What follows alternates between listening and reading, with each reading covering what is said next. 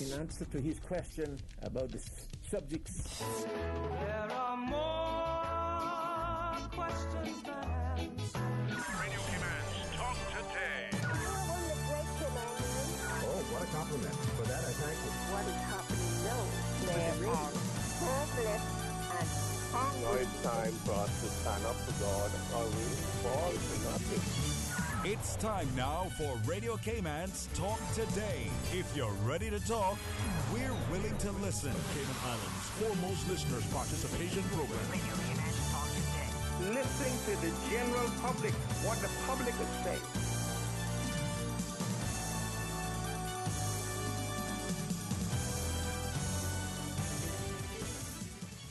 Welcome to Talk Today, Cayman. Here we are, right here at Radio Cayman. I'm Badir with my co-host Patrick Schmid. Hello, good afternoon. And today we're going to talk with Jasmine. If you don't know what Jasmine is, then you're going to find out. And we're going to talk with life coach Laura Watler, and later on we're going to be talking theology. So some exciting stuff today. Stay tuned. We'll be right back. Radio Cayman's Talk Today, the Cayman Islands' foremost listeners participation program.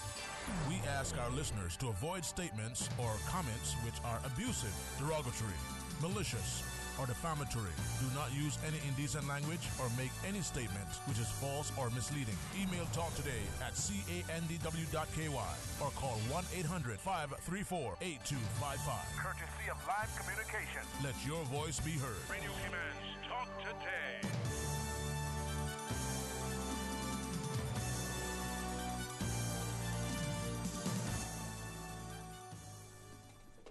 Hello again, Cayman. So we're here with Jasmine, two representatives from Jasmine. Felicia and Carrie, please introduce yourselves. And for those who don't know what Jasmine is, please let them know. Okay, my name's Kerry McMillan. I work at Jasmine. I head up the events and the fundraising side of the administration. Busy job, very rewarding, love to do it. And then Felicia McLean. Yeah, my name is Felicia McLean. I am the Director of Operations and Nursing at Jasmine, which was incorporated as Cayman Hospice Care. So nothing new today in Cayman Islands, just a rebrand with a fresh name that is hopefully more warm and welcoming and not so limiting as the word hospice was for us. Right. So for those who don't know, what is a hospice? So hospice is basically taking care of people with chronic illnesses and end-of-life diseases, usually within the last 6 months to the end of their life. However, Jasmine has always offered palliative care, which can happen anywhere in the disease process when someone is suffering from renal disease, but their symptoms aren't well controlled or they're not managing well or not coping well. Jasmine will partner with you to help control your symptoms, help you manage, maybe getting back to work or assisted devices to help you through that disease process. And if you're doing well, then you'll come off our services until you need us again. Excellent. So what is palliative care? What does that mean? It just means comfort care and quality of life along with getting curative treatments. So palliating a disease means partnering with the person and family through their journey of an illness, actually from diagnosis until, such time as that disease will end their life, basically, because it's still a chronic illness, even if you might live with it for 30, 40 years. Right. Yeah. Wow, super amazing to be doing that. And you have a nice new property, right, on West Bay Road. Everybody sees it.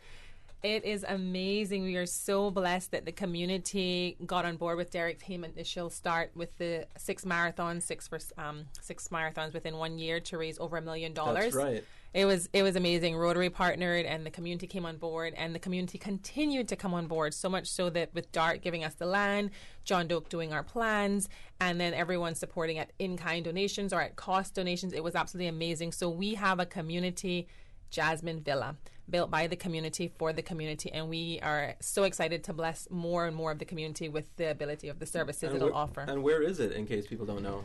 It is behind Coconut Joe's off of West Bay Road. Unfortunately, we haven't had a road name officially yet. We're still waiting for that to come through, so we don't have a official road, official number. But it's behind Coconut Joe's. Behind Coconut Joe's. Everyone knows where Coconut Joe's is. Yeah, it's a great locator for us. Yeah, thankfully, it's well known on the map, and you can find that, and then you can find us. So yeah. If you haven't been there yet, come by, come see it. It's amazing. We're there 8:30 to 4:30 every day, and we love giving tours and helping people to see what the community has the power to do when they come around and partner with a nonprofit to make something happen for its people. Yeah, it is beautiful, and there's some nice artwork there too. Yeah. Our building is actually state of the art, and it's got to be flagship Caribbean. It is an amazing building, so you guys need to come and see it. You really do. It is fantastic. Behind Coconut Joe's, right? Yeah, you can pop in there for lunch. It's not even far away. It's central. We're just awesome. It's true. Yeah, it's a very clean building, very not fussy, very warm, very homely, and we try to replicate home from home for when our patients come in. They have to feel comfortable. Right. It's not sterile as in a hospital, as in it's not got a sterile feel to it. Right. Of course, it's clean, but it's the whole concept was warmth and love and support. And we've the John Doak and all his design team. Lydia Uzel did the interior design for us, pro bono.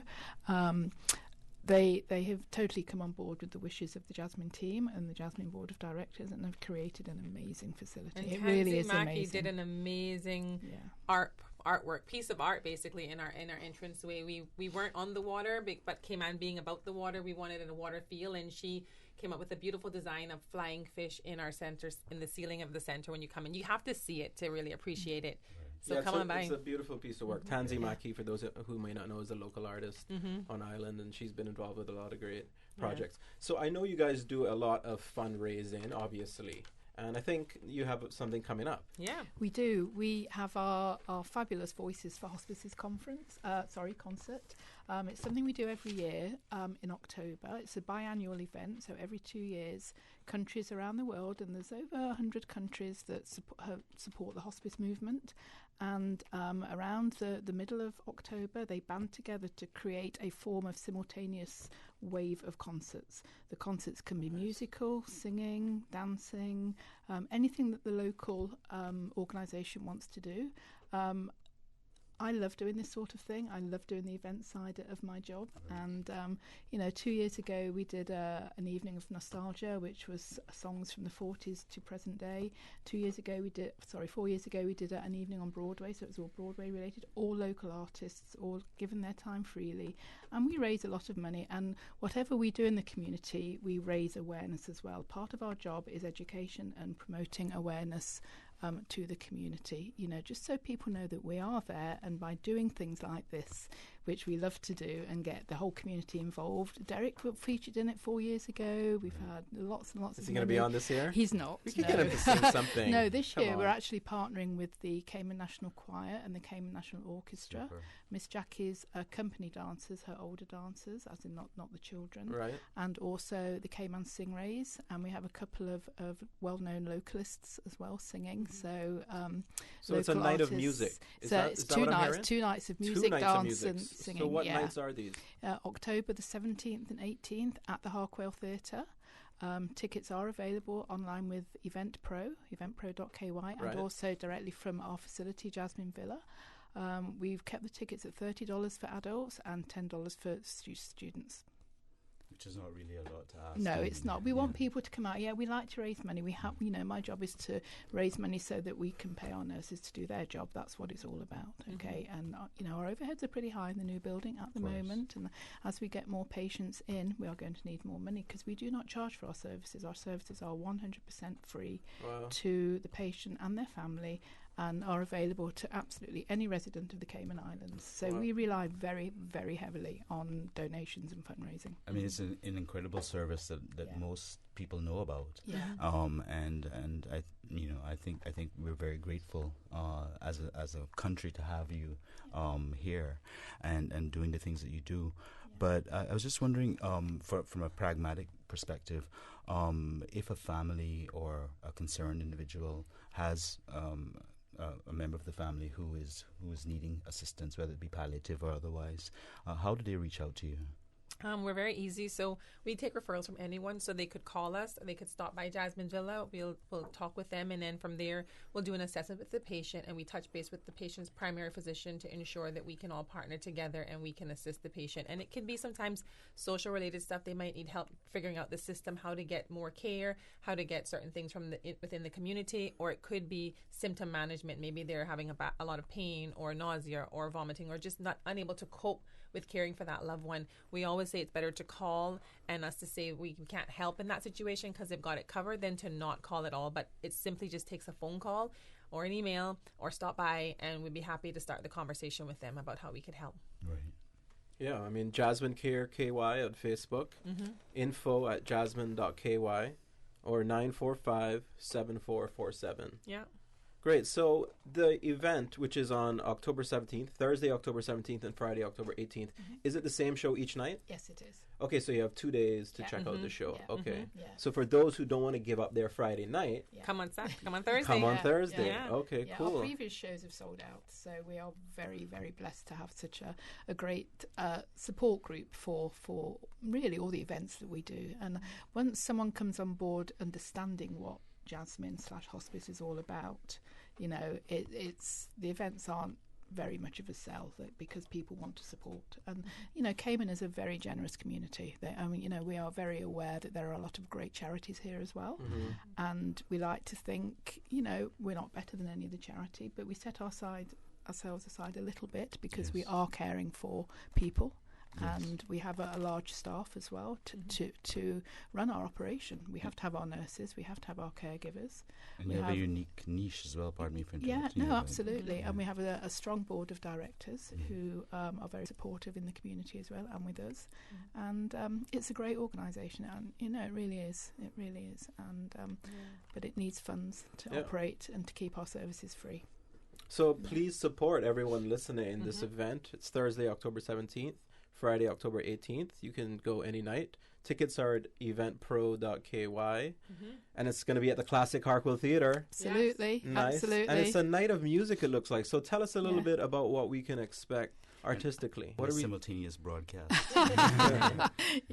Well, it's basically we have the Cayman National Choir. They will do their thing. I cannot tell you what they're singing. I don't want to give anything away. And then we have one or two very well-known local singers. I will tell you, we have Eric Nicholson. If you've heard him sing, he's got the most amazing tenor voice. And we have Emily Mowbray, who's got the most professionally trained soprano opera voice. We have the Cayman Stingrays, the a cappella group. Right. And they're doing, I listened to what they were doing last night. Wicked, Nice. right? And then Miss Jackie's girls are doing, they're doing 3 great dances, which I do know what they're doing. And then the orchestra, again, will do whatever they choose to do. I can't reveal that just yet. And we've got a great finale. And with this as well, we like audience participation. We will have song sheets available for 1 or 2 of the songs. If they want to join in, they can. There's absolutely no pressure to join in or get up and shake whatever you want to shake, They can just do whatever they want to do. But and if someone just wants to, I'm not trying to take away from the actual event, but if someone wants to make a donation or aren't able to attend or what have you, are they able to do that? Absolutely, anytime. We take donations 24/7. They can either donate online with Butterfield Bank or just call our organisation. We do still accept donations from Cayman Hospice Care because we're incorporated legally for Cayman Hospice Care, or with Jasmine. So either or, cash, check, Cayman gift certificates. Debit card, call us in, give us your details, we'll run your card, not a problem. They do these services for free, Cayman. Yes. So, I mean, they're 100% dependent on the sponsorship and the community. Unfortunately, if people haven't been through it, it's really hard sometimes to understand the impact of what their $10 or $5 will do. But speaking firsthand from being with patient families, when someone is, let's just say, in ICU and there's not much more that they can be done at that point in time, and we say, okay, well, we'll happily take you home. We'll provide a hospital bed, wheelchair, commode, whatever you need at home to assist in the care. We'll visit as often as need be to make sure you're not alone. And then they look at me and they say, well, how much does it cost? And that always floors me because we've been around for over 20 years and they still will ask me how much does it cost, and I'll say, no matter if I come once a day or all day or no matter what I do, there's no charge. And they just start to cry. They're so grateful that at a time of dismay, they don't have to worry about whether they can afford to give their loved one the care that they need at the end of their life, or even when they're just struggling long term with an Alzheimer's patient who's just burning them out from just 24-hour care, to have someone come in and walk with them and support them, and they don't have to worry if they can afford it, is a burden that you don't want. And when you give to Jasmine, you're making sure that no one has to have that burden. Yes. Wow, so powerful. I wanted to cry. Wow. So please support, again, October 17th and October 18th, Thursday and Friday, a night of music, voices around the world. And how long will the event be? Roughly 2 hours. We try About to 2 keep hours. with included with the intermission. Yeah. Okay. Yeah. So. And so I think you got to eat first, right? Have your dinner first? Absolutely. Yes. So no one complaining that they're hungry and they want to leave. No, some nibbles there, but not food. Yeah, right. we start at 7 o'clock. Yeah, okay, yeah. and we start prompt. So Yeah. not Cayman time. We start on time. We're trying to change that. Well, maybe Cayman time is prompt. It is what it is, right? Yeah. So I believe we need to go for a break now, Badir, but before we do, I just wanted to remind the listening audience that you can call in and ask any questions you might have of the ladies here. 949-8037 is the number, and also toll-free courtesy of Flo at 1-800-534-8255. A caring and community spirit, cherished family and cultural values. These are some of the things that still embodies the Caymanian way of life in the Eastern Districts today. Savannah Pharmacy, your neighborhood pharmacy, located in Countryside Shopping Village, is delighted to offer products and services of real value. Whether it's catering to your family's medical needs or carrying apparel, gifts, and beauty products, Savannah Pharmacy provides you with more than just prescriptions. Remember, they're always just around the corner with everything your family needs and convenient opening hours, including Sundays and holidays. Savannah Pharmacy. For more information, call 946-3336. Hey, are those new glasses on Will? Yeah, we went to Optical Outlook. Wham, bam, easy exam. Finally, an exam he could pass. And we had the glasses the next day. Easiest part of our back-to-school shopping for sure. Book your child's eye exam today at Optical Outlook. Call 746-2020. Get half off a complete pair of glasses with any student's eye exam, now extended to September 14th. Come see the difference with Optical Outlook, located in Caymanian Village. Terms and conditions apply. Work will soon launch Jobs Cayman, an online system that allows registered users to access job postings created by registered employers. This system offers a better approach to facilitate Caymanians in finding employment and allows employers to search for qualified and skilled Caymanians who are seeking employment. For more information on the registration process and what you need to register, visit www.worc.ky. Work, leading the pursuit of full Caymanian employment and economic prosperity for all through service excellence. Radio Cayman's premier health show, For the Health of It with Tara Bush, is brought to you on Saturdays at 9:30 a.m. and Wednesdays at 7 p.m. on 89.9 and 93.9 FM. Proudly brought to you by the Cayman Islands Civil Service Association. For more information on how you can become a member or the benefits of the CICSA, please visit www.cicsa.ky. For your convenience, the CICSA offices are open on Mondays from 9 to 12 p.m. and Thursdays from 1 to 4 p.m. For the Health of It with Tara Bush. The Breeze Fusion is back Saturday, November 2nd. Bigger and better. Now featuring a 5K walk run and a 10K run for half marathon trainers. Join the fun and help raise funds for the Central Scranton Park and the NCVO. Save the date or register now at CaymanActive.com or at Radio Cayman Studios. Registration is only $15 if registered by September 30th, and all early registrants enter to win a Cayman Airways voucher. The Breeze Fusion 5K, 10K walk run. Saturday, November 2nd. Listen to the general public. Your thoughts are just a telephone call away. 1-800-534-8255. What the public is saying. Let your voice be heard. And now, Radio Cayman's Talk Today.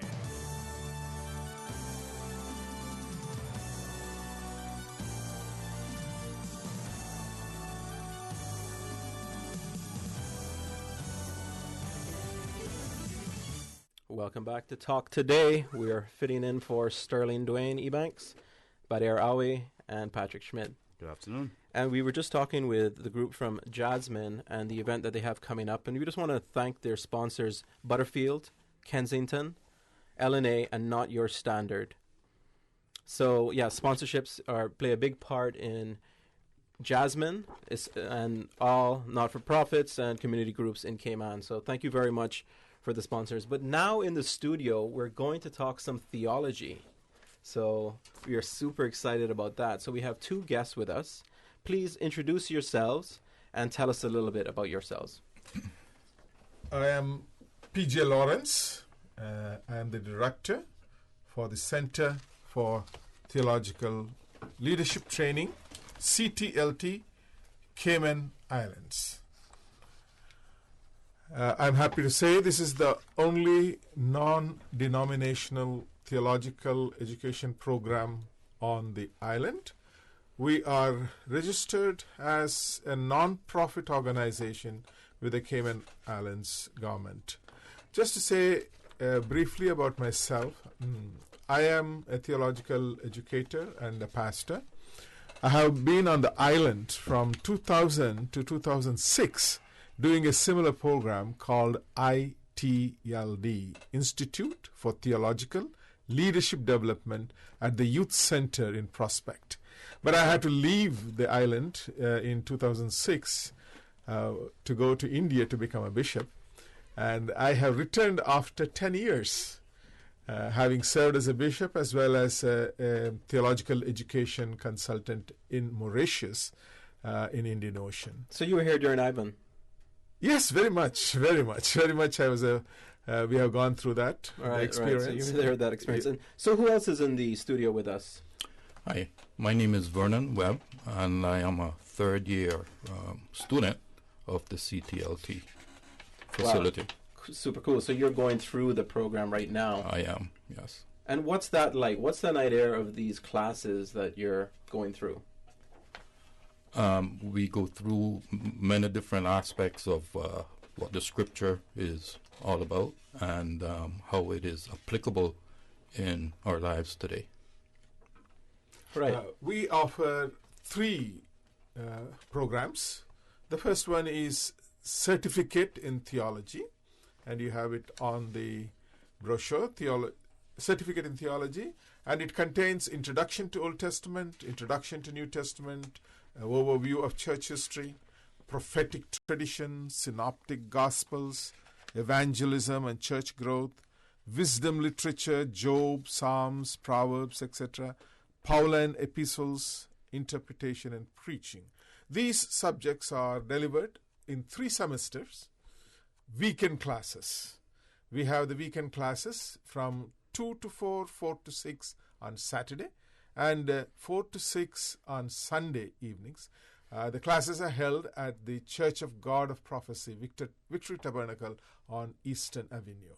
We have already done 2 sets of these programs, and first we had about 60 students graduating from the certificate program.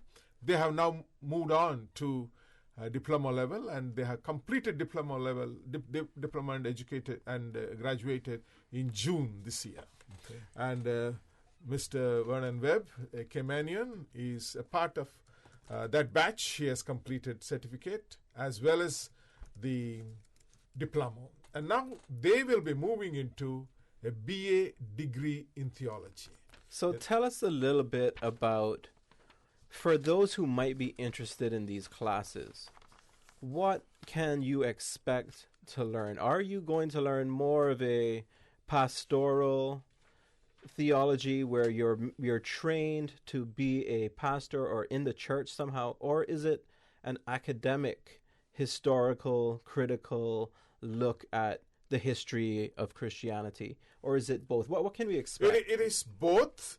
We also have, along with it, as a part of the program, a course in counseling and caregiving, a course in ministry to the special groups like family, youth, children, elderly, music ministry, sports ministry, And also we have on social concerns like crime, violence, drugs, domestic abuse, suicide. All these things are a part of this education system, where you learn about Bible, theology, church history, and how to minister to people. It's not just learning some knowledge, but how all this makes you a spiritual person involved in social concerns. And indeed the practical application of that knowledge that you've learned. Yes, that's right. They are most of our students are already in the church. They're already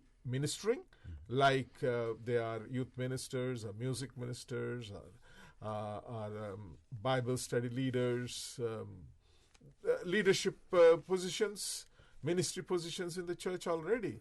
And these are all common people who are going to the church, and they feel a sense of call to serve and a commitment to serve, but they need to be equipped. So this is a course which will equip ordinary Christians to become deeply involved in learning scriptures and related subjects. We also, at the degree level, we are offering a research methods course so that they can do research on their own. And they're also at the degree level expected to write a thesis of about 75 pages, which would show that what they have, they're able to produce at the end of 3 years to show in the form of a book. And we will guide them till the very end. And they will also learn, for example, Christology, which means the person and work of Christ. Pneumatology, which is person and work of the Holy Spirit. And they will also learn a little bit of New Testament Greek at the degree level. Right. So, I mean, the New Testament was written in Greek. That's right. You know, there's 2,000 years of Christology. There's 2,000 years of pneumatology. The body of work that you can be exposed to at a theological level is, I mean, it's amazing how far it goes. People have been talking Christology literally for 2,000 years, and we get to partake in that, it sounds like, in these classes. Vernon, tell us a little bit about your experience learning all of this. Like, what has been your favorite class or your favorite, like, tidbit of knowledge that you've received? I think one of my favorite classes was involving the counseling part of it. Right. Yeah, I think that is so much needed in our society today. Yeah. And I found that very fascinating. Going into the third year now, some of the things that he's mentioned, none of us have really gone into this. And so it is exciting for us to look forward to what it is that we're going to learn that's completely new and foreign to us at this point. And can I just ask you also in terms of the practicality once again, you know, for the working person, how easy or difficult is it to participate in the program? It is not easy. Okay. I will admit that. This theology we're talking about, people. Yes, yeah. I've been up at 1, 2 o'clock in the morning doing research and writing papers, and I look up on one occasion or more than one occasion. I say, my gosh, I really take my hat off to women in particular who have a family, and they're doing this. Yeah, they're pursuing further education.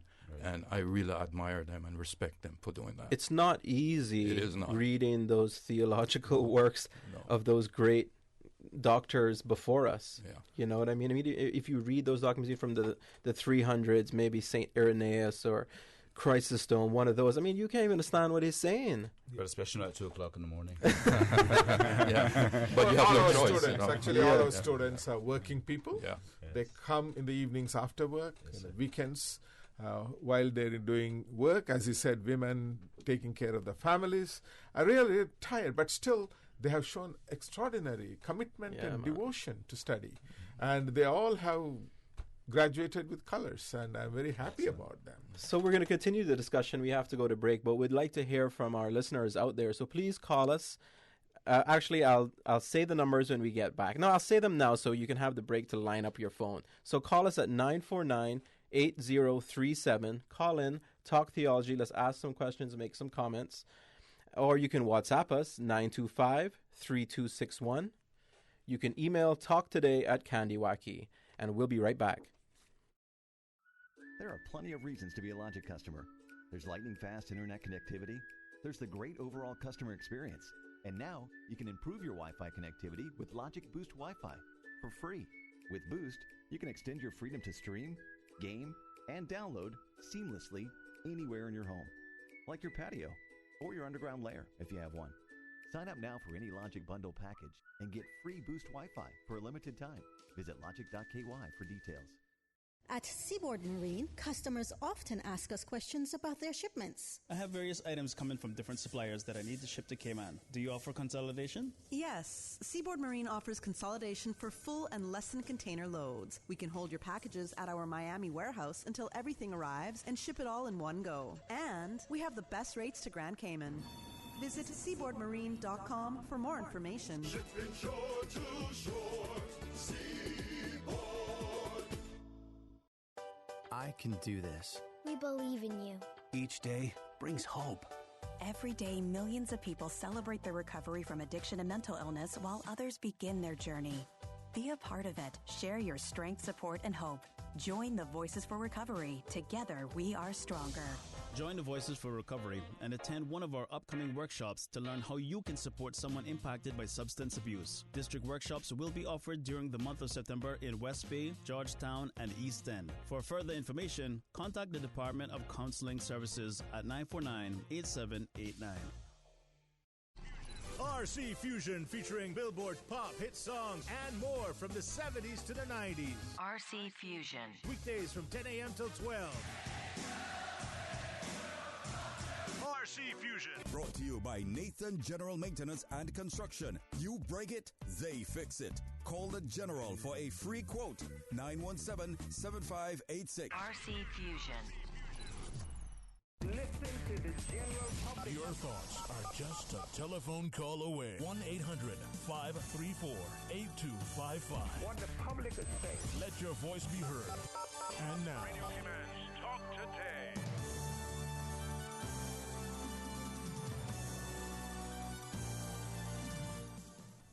Welcome back to Talk Today. I'm Badir Awi, your host, and my co-host Patrick Schmid. Good afternoon. We're sitting in for Sterling Dwayne Ebanks.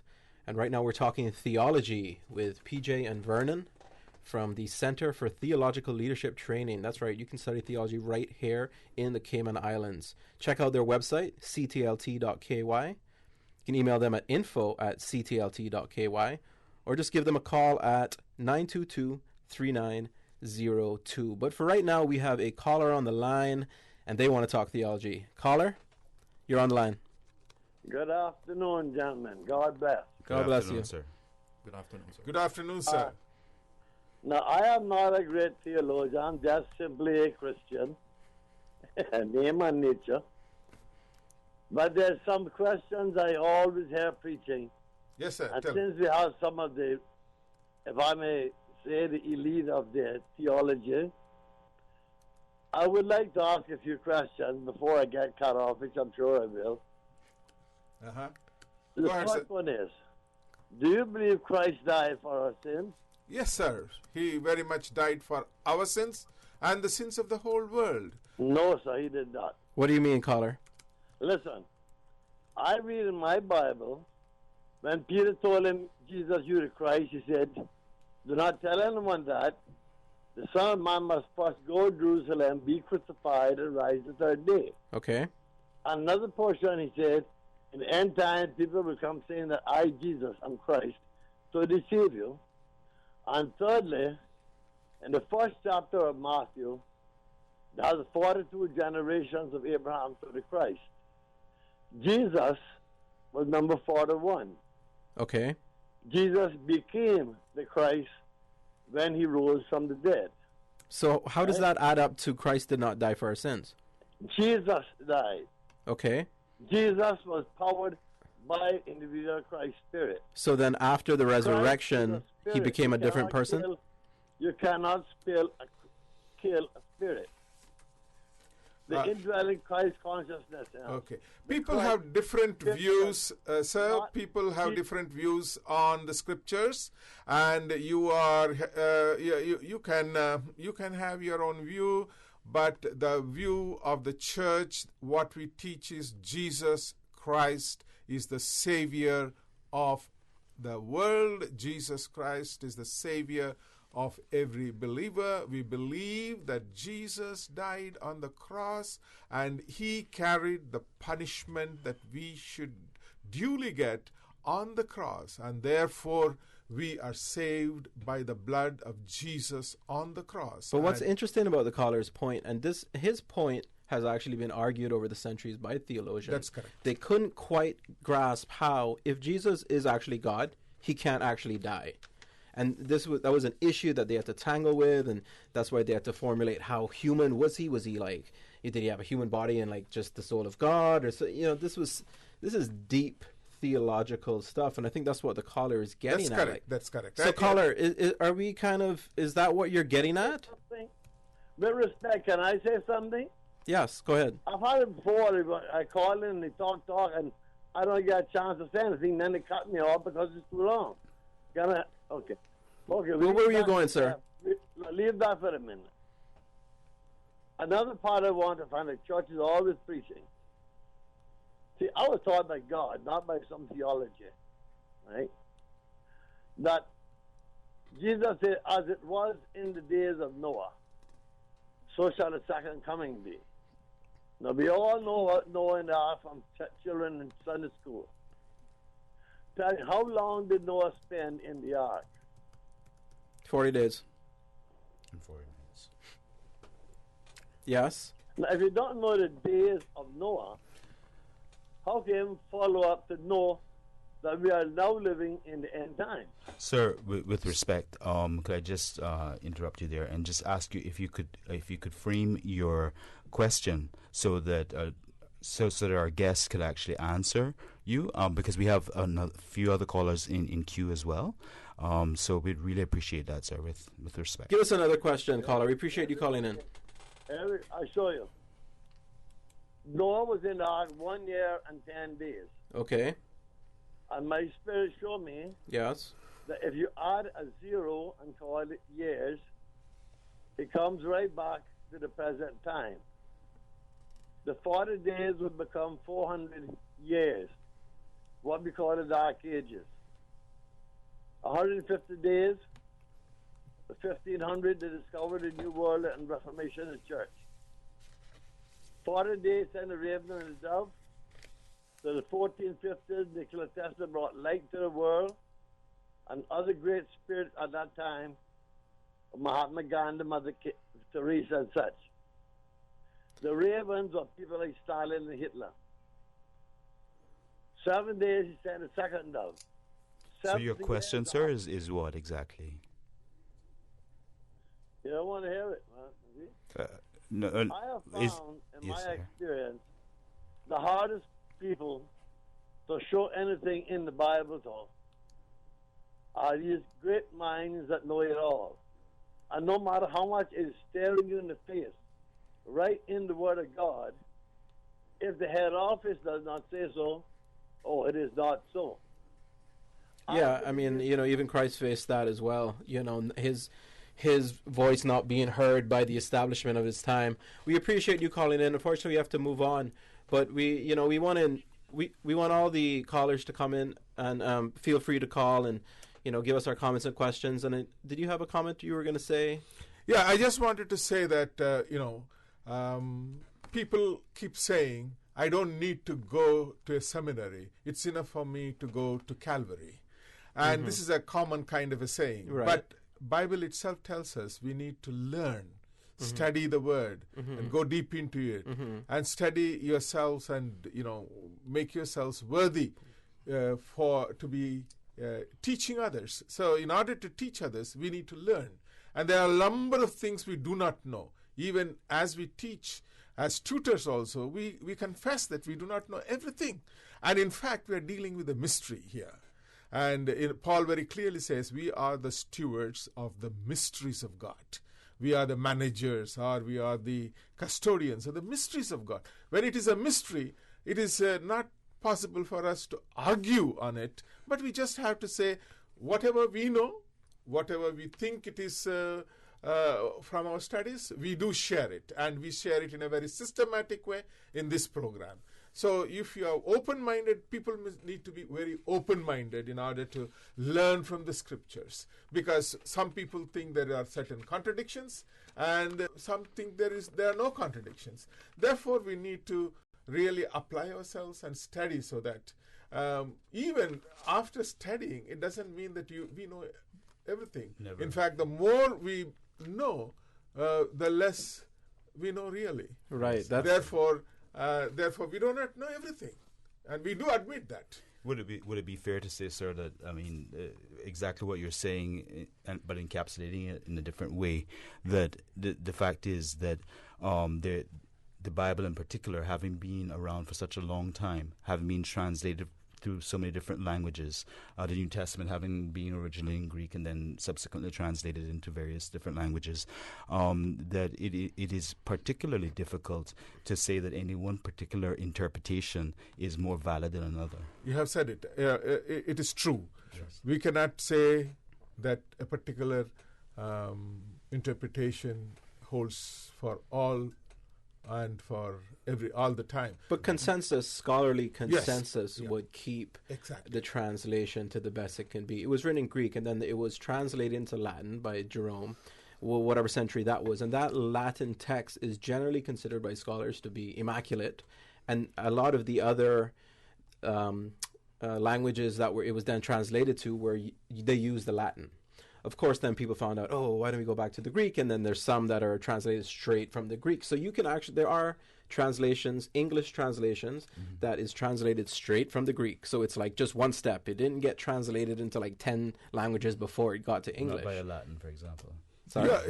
Not via Latin. I'm right? very impressed that you are very knowledgeable in this. I think you should be one of our tutors. Yeah, I would love to. I mean, why not? It's a great topic in Cayman theology. The Caymanians are still a very religious people, and it's very important to them. So, I'm not surprised. So, tell me then, on that comment, what kind of interest do you have in your classes? Are you looking to get more, and how busy are your classes, and what is there? Do you see a need for this, a demand for theology classes?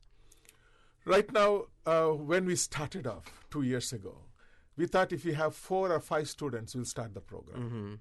But in the first year, we have graduated 60 of them. Wow, 60? 60. Wow, that's and you have cool.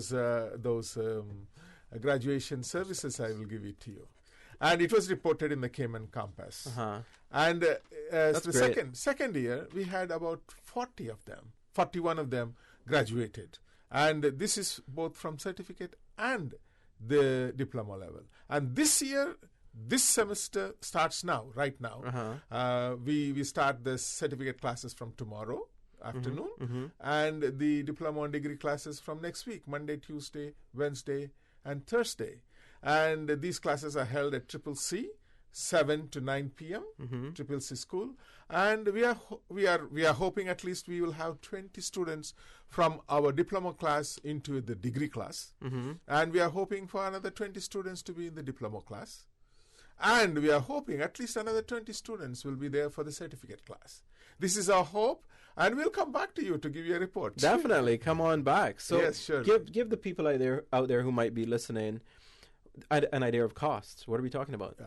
You will be surprised to know that we are offering these courses. Certificate course is, every subject is $100 for 10 classes of 20 hours, which means $5 an hour. Wow, that's really cheap. Absolutely. And 200 hours. Yeah, for 10 hours, yes. For 10 hours, $100, which is $5 an hour. Okay. So we are not making, and this is for putting our program there so that more people can come. And our experience is not all of them are able to play, but still we said, go on, let us, you learn the subject. Well, this is great, and we have to go to break, but we're going to chat with you guys a little bit more when we get back. So I just want to remind the callers out there before we go to break to give us a call, 949-8037, or WhatsApp us, 925-3261, or email us at talktoday@candywacky, and we'll be right back. Radio Cayman's newsroom. These are the biggest stories right now.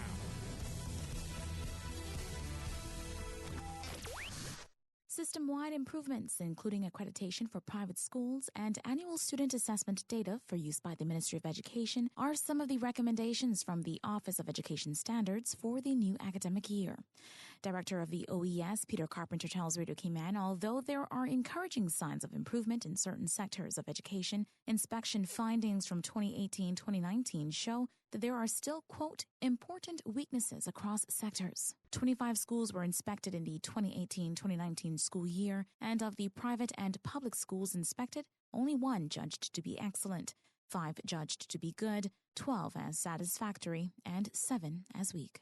In news elsewhere, the death toll from Hurricane Dorian in the Bahamas will be staggering, the country's government has warned, as aid efforts are being stepped up. The official death toll stands at 30, but is expected to rise further. Officials are sending morticians and 200 body bags to the Abaco Islands, the worst-hit part of the archipelago. Dorian, which devastated the northern Bahamas from Sunday to Tuesday, has now made landfall in the U.S. state of North Carolina, but is weakening. Officials say hundreds, possibly thousands, are still missing in the Abacos and Grand Bahama. Robert Mugabe, Zimbabwe's independence icon turned authoritarian leader, has died at 95. Mr. Mugabe had been receiving treatment in a hospital in Singapore since April. He was ousted in a military coup in 2017 after 37 years in power. The former president was praised for broadening access to health and education for black majority, but later years were marked by violent repression of his political opponents and Zimbabwe's economic ruin. Those are your latest updates here on Radio Cayman. I'm Shanda Gallego. Radio Cayman, the voice of the Cayman Islands. What's happening in your community? News and information, music and more. You can find us. www.radiocayman.gov.ky. Like us on Facebook and follow us on Twitter. Radio Cayman is your choice, your voice for today's biggest news. Radio Cayman.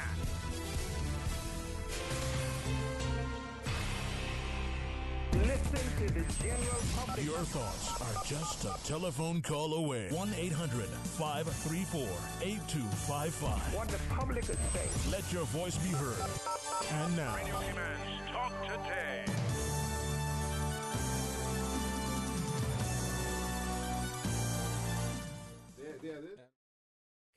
Here at Talk Today, I'm Badir, my co-host Patrick Schmid. Good afternoon. And we were talking with Jasmine earlier, and now we're still talking with the Center for Theological Leadership Training, where at least 100 residents here in Cayman have graduated with some certificate or diploma. About 80 of them, 80 persons.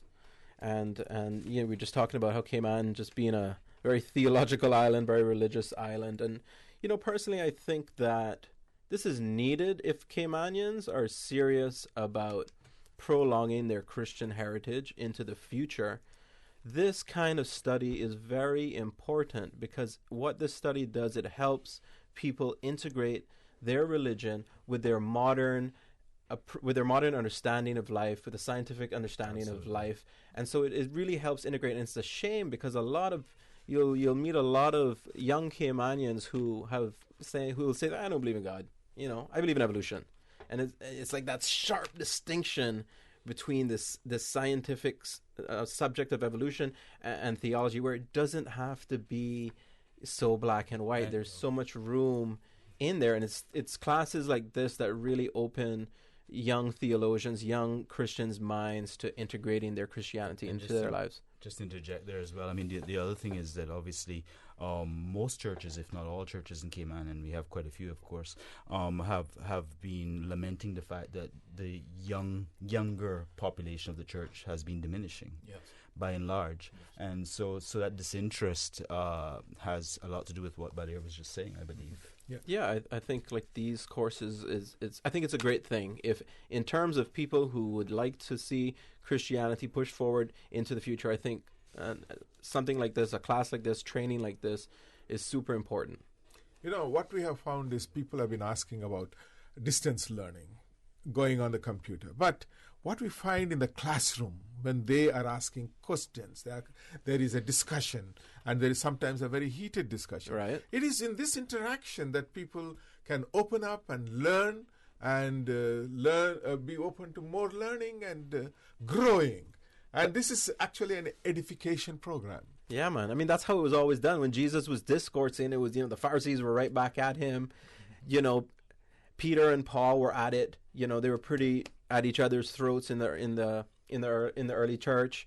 It's right there in the Acts of the Apostles. So it's part of dialectic. It's part of why we do this show, that discussion, and sometimes it does need to get heated. And we have another caller on the line, so we love our callers. So let's bring this caller in. Caller, you are on the air. Good morning, gentlemen. What's up, man? Yes, sir. Good afternoon, rather. Good afternoon. Good afternoon, sir. Talk to us. I have a question. Mm-hmm. In the Bible, when it says that when Jesus returns, no one knows the time or the hour, only the Father. Correct. Does that mean that when that time comes, that at this present time Jesus doesn't know himself, and when he will know is when God comes to him and says, "It's time now, son"? Yeah, I think about that question. Is that what that scripture verse means? That's a good question. I'd like to hear everybody's opinion about that. PJ, what's your opinion about that question there? And I think the question is, Jesus himself is saying, "I don't even know when I am coming back."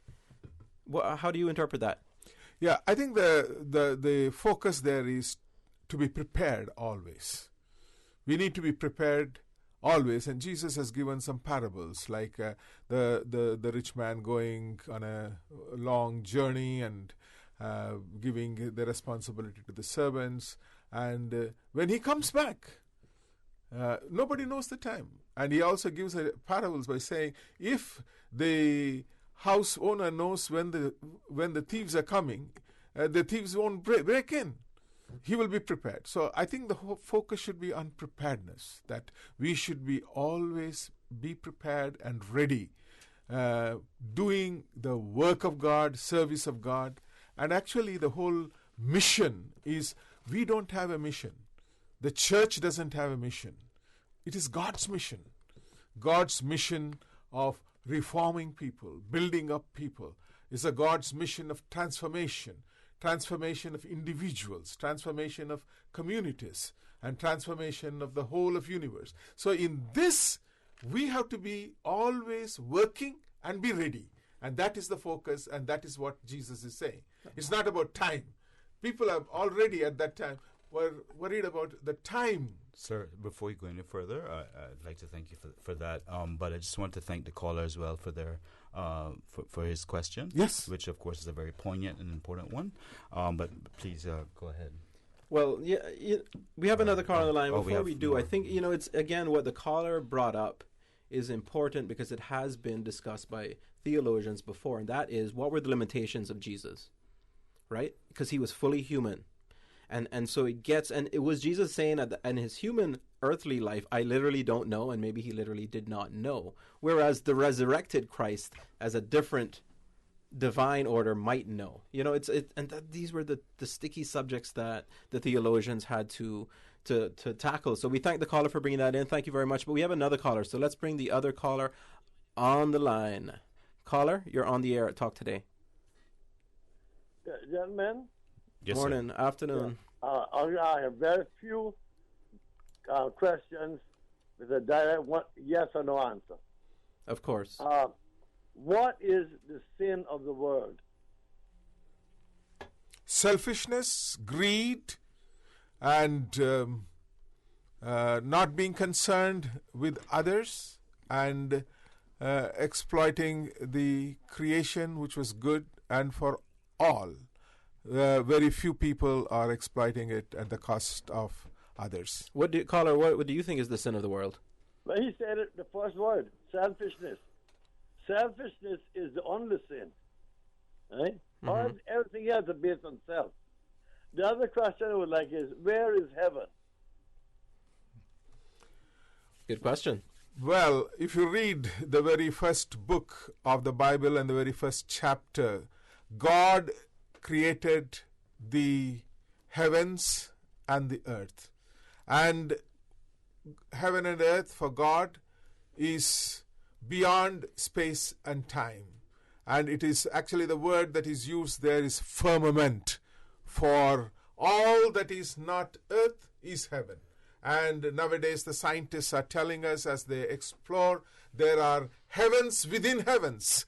There are universes within universes. Therefore, it is beyond all our human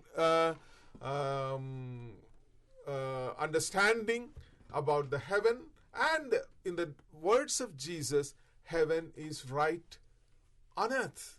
He says, if this particular miracle is done by the finger of God, the power of God, the kingdom of God has come upon you.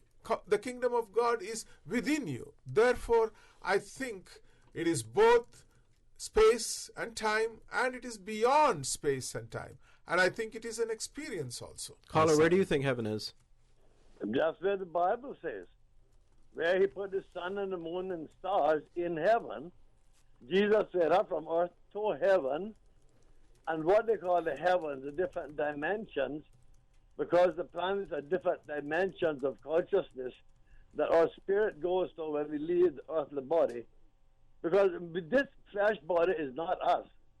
This flesh body is just a house that we're living in. But that's not necessarily true, because when Christ came back after the resurrection and said, hey, put your fingers in my hand, Thomas, that was a fleshly body, wasn't it? Because he then had control over the physical body. Now the Christ can appear anywhere in a physical body because he has control over the physical body. And if we follow his way, he didn't come to say, I'm the sacrifice. I am the way. If you follow the way he lived, we will achieve that unity with the Father that we had in the beginning before he put us into a flesh body that he called Adam. And when they sinned with self, they forgot who they were, and they're still forgetting that we are spirit beings. We are children of God. We are not flesh bodies that we try to adorn and magnify so much. Yeah, again, one of the topics that theologians have argued over the centuries, the connection between matter and spirit. How are they related? Does God have any matter in him or not? Did Christ have any matter in him? So very awesome input there from the caller, but we have another caller on the line that we have to get to. So thank you very much for calling in, but let's hear from the next caller. Caller, you are on the air and talk today. Good afternoon. Good afternoon. Good afternoon, sir. Yeah. One thing I want to tell you is the truth is offensive, but is not a sin. Right? All right. So the truth is, yeah. So the truth is, my problem is how the Christians call themselves Christians, but yet when they see certain things, they're not willing to talk about it. Right. One of those things is acknowledging that the same book that they read out of is made from a plant or a substance that is now illegal. Okay. Understand? The book that was written before was made out of this plant. The oil that lit the light for the constructors to write this book was made from this plant. Even the ink and the stalk. What plant exactly are you referring to? Is a plant. What plant is mostly illegal here? Well, okay, I'm assuming you're talking about ganja, marijuana. No, I'm talking about cannabis. Okay. Okay. So. Although, so you're saying that there are some translations of the Bible that was written in cannabis? Oh, the first start of it, all of it, has been written in cannabis. I'm not sure. I think papyrus is really, it's like lamb skin or goat skin, the intestinal area, which was used as what the New Testament was written on. I can't remember hearing anything about it being written on cannabis. Although that would be an interesting version of the Bible, I think. Yes, it was. If you think you can smoke it, But no. That might add some additional knowledge by osmosis, maybe. even the ink is that oil from that plant. That's an interesting. So when you have the Christians that they totally keep their mouth shut about it. Is what he talked about, the selfishness and the greed of the world. This is what they're fulfilling.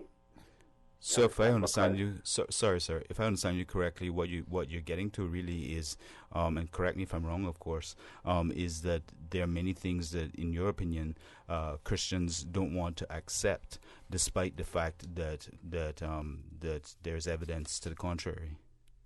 Right, that's right, and it says it all in the Bible. Every seed-bearing fruit is for the man.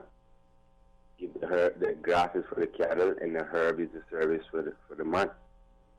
You have Paul when he walks up on the girl and he touches the girl that can't talk on her head with a certain oil, and after that she can talk. Right. You have Jesus being anointed with the holy oil. What oil do you think he's talking about? You think he's talking about petrol, or you think he's talking about corn oil? It's a good historical theological question. What oil for more research, maybe. Yeah, it's very good. And if you want me to show you heaven right now, I can. How's that? I can take you to the fifth dimension right now. How's that? You willing, or are you joking? No, we're willing. Tell us, how do we do this? Okay. The word we're going to use is, let's say, love. Okay? It's a good word. Okay. Now, I want you to close your eyes. I want you to just say this word without using your mouth. We're listening. You said it? You said it in your head? Oh, I see what you're saying. Mm-hmm. Yes. Yes. I think there's some insight there. I mean, you can just meditate and contemplate on the word love. My controller's telling me we got to go to a break. But maybe we can meditate on the word love as we go to break, and we can love our sponsors and our advertisers who keep this show going. So that's it for us, unfortunately. You guys, we have to get on to another caller, another guest after this. So let's just take another minute or two to give us your final points before we go to another break, and we won't be able to converse with you all about the Center for Theological Leadership Training. And before you start, sir, just to throw one more thing in there for you to conclude with, and that is, do you think that there's opportunity here to tie the previous caller's question or questions, not the one, the most recent one, but the one prior to that, to the whole issue of evolution? Yes, I think basically there is no need for a contradiction. They are not contradicting. Right. They're complementary. Mm-hmm. So you can have both evolution and creation together. Of course. Right. Because after all, the Bible itself says, in the sight of God, one day is 1,000 years. Right. Therefore, it could be 1,000,000 years. So millions of years. And I don't think there is any contradiction in our understanding. There is, it is either or. It can be both together. It is mutual. And in fact, it will be mutually beneficial to take them together and to move forward. And I'm sure most of our students in the class are not either or people, but they are open to knowledge. It's they must be if they're taking. And we are very happy once again to put to the public that there is a Center for Theological Leadership Training, CTLT, the only non-denominational theological education program registered as non-profit organization. We are offering programs in biblical knowledge, theological understanding, church history, the prophetic tradition, and also about ministries. We have a course in counseling. You can just take up just one course, counseling course, which is offered on Thursdays, every Thursday evening, 7 to 9 p.m. at the CCC Center. All our classes are held at the CCC Center between 7 p.m. to 9 p.m. Registrations are open. You can contact me, 922-3902, or Winston Vernon, 324-8196. Our email, info@ctlt.ky. That is info@ctlt.ky. And our website is www.ctlt.ky. That is www.ctlt.ky.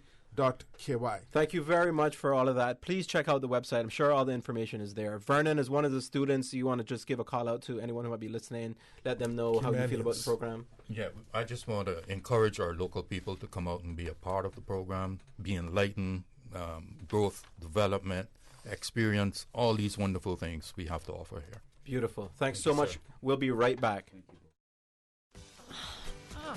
Tossing and turning, can't sleep? It's time to turn in your old mattress and go to bed with a new one. Take advantage of the Sealy Temper Labor Day savings at Brand Source Home Gallery. Browse the huge mattress showroom and pick the perfect Sealy Temper today at up to 40% off. Brand Source Home Gallery has tons of new inventory to choose from. You can also save $400 on select adjustable mattress sets with mattresses in every size to suit every budget. Now's the time to save up to 40% and sleep better tonight with a new mattress from Brand Source Home Gallery. Dorsey Drive in Industrial Park. Call 623-5000. Sale ends September 7th. King Sports Center takes pride in being more than just an ordinary gymnasium. For 14 years, their multi-purpose facility has been providing the community with a variety of sporting, recreational, and relaxation activities. King Sports Center has a bowling alley, lounge bar, multi-purpose rooms, powerhouse gym, rock climbing wall, bungee jumping, a 10,000 square foot rink, and so much more. For more information on the variety of services, call their friendly staff today at 946-5464 or email kings@candw.ky or visit www.kingsportscenter.com. King Sports Center, your one-stop shop for fitness, recreation, and relaxation. Did you know that once properly sanitized, some tinned food items may still be safe for consumption after coming in contact with floodwater? In order to properly sanitize these tins, always remove labels, and then wash tins in a strong detergent solution using a brush to get rid of excess impurities. Tins must then be immersed in a solution made of 2 tablespoons of chlorine bleach per gallon of water for 10 minutes. Ensure that containers are air-dried before opening. For more post-hurricane food safety tips, visit the DEH website at deh.gov.ky. For the Health of It is heard on Wednesdays at 7 p.m. and on Saturdays at 9:30 a.m. It is brought to you by Holy Cross Hospital. Quality medical care and advanced technology with sincere compassion and understanding. Our mission is you. Call 1-954-351-5906 or visit Holy Cross Hospital at holy-cross.com. The Breeze Fusion is back Saturday, November 2nd. Bigger and better. Now featuring a 5K walk run and a 10K run for half marathon trainers. Join the fun and help raise funds for the Central Scranton Park and the NCVO. Save the date or register now at CaymanActive.com or at Radio Cayman Studios. Registration is only $15 if registered by September 30th. And all early registrants enter to win a Cayman Airways voucher. The Breeze Fusion 5K 10K walk run Saturday, November 2nd. A caring and community spirit, cherished family and cultural values. These are some of the things that still embodies the Caymanian way of life in the Eastern Districts today. Savannah Pharmacy, your neighborhood pharmacy, located in Countryside Shopping Village, is delighted to offer products and services of real value. Whether it's catering to your family's medical needs or carrying apparel, gifts, and beauty products, Savannah Pharmacy provides you with more than just prescriptions. Remember, they're always just around the corner with everything your family needs and convenient opening hours, including Sundays and holidays. Savannah Pharmacy. For more information, call 946-3336. From happy beginnings to happy ever after. Brit-K protects your lifestyle with the best insurance cover at the best possible price. Health insurance with far-reaching benefits. 95% of claims settled in 5 days. Low-cost life insurance. And investments. Security in retirement. With a custodian pension plan. For happy beginnings and a happy ever after. Visit Brit-K.ky or call 949-8699. Brit-K, where people come first. Listen to the general public. Your thoughts are just a telephone call away. 1-800-534-8255. What the public is saying. Let your voice be heard. And now, Radio Cayman's Talk Today.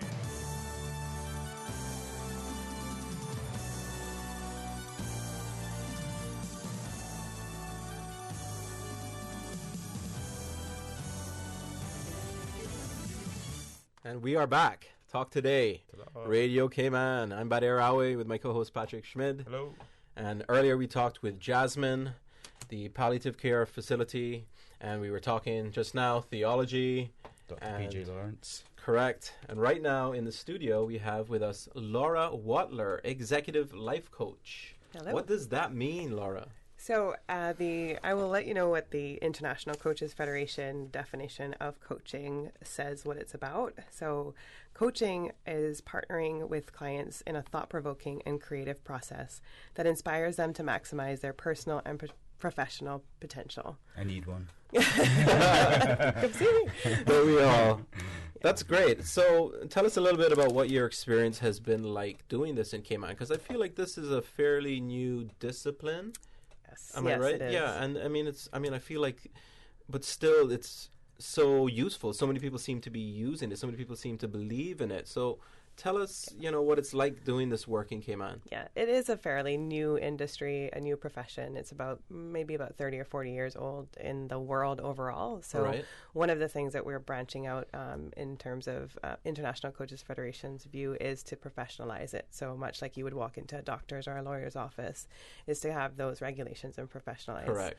So here in Cayman, I've been doing it for about 8 years with my training, 7 years professionally. So it's very heart-fulfilling job. I get to see people move barriers out of their way on a daily, weekly basis, have breakthroughs, create different things in their life, create the life that they dreamed as their new normal. So it's really cool to see. It's heartwarming work, and it's really great to partner with people and have them remove the barriers that are in their life. So move across money barriers, time barriers, and just create what they want and what they desire. It is challenging. I usually tell my clients that you might not like me for a while because I'm probably going to be the person that tells you what you don't want to hear, but you know that you need to hear. Yeah, I mean, when we were going to play football, your coaches always give you a hard time. Mm-hmm. They weren't really there to be a friend. They pushed you and got upset with you, I'm going to challenge. I'm going to point to the context. I'm going to probably ask you questions out of nowhere that you won't know how to answer. So all of my people that come to me and always have the answers, and I'll ask them and be like, oh, I don't have the answer. And I love it because I'm like, great. Then now we get to create something rather than you already having the answer, which is more past-based. So coaching is a lot about present forward work, and we may not know the answer. So I love when a client always says, oh, I don't know. Great. Let's actually start to create something. So I don't know is usually a place to start and not the place to stop. Yeah, there's this great quote that I think about a lot, and it says, the quality of your life is in direct proportion to the quality of questions you ask yourself. Mm-hmm. So let me ask you, in terms of coaching, what is the struggle for somebody who, hey, I don't need no coaching.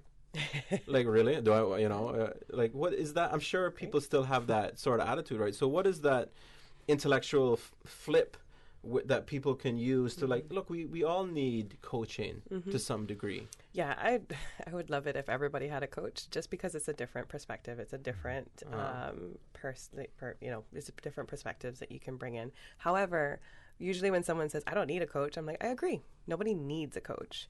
But people who want to move towards the things that they are, and they're realizing that they're constantly stuck or complaining about the same things, it's good then to invest in a coach to say, like, oh, now I'm actually moving forward.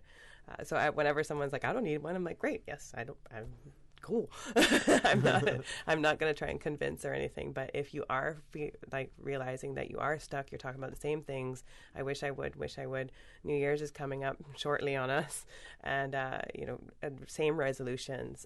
Is think about looking at a coach or to get out of that same box that you keep living in. Correct. I think that's the important thing. Like you said, having that alternative perspective, like just even on this show, when you getting the alternative perspective, it really expands your mind because you have to face some questions you don't know the answers to. Yes, because our friends and families try to help us as much as they can, but the thing is that they're like, yeah, don't worry, you'll try again next year, it'll be fine, and they mean it with all the love. Right. However, having that coach that is that third-party perspective that isn't inside of things with you, they don't know your past, they don't know all of the different stories you yourself tell yourself. I like to call it our itty-bitty pity committee that lives inside of our head.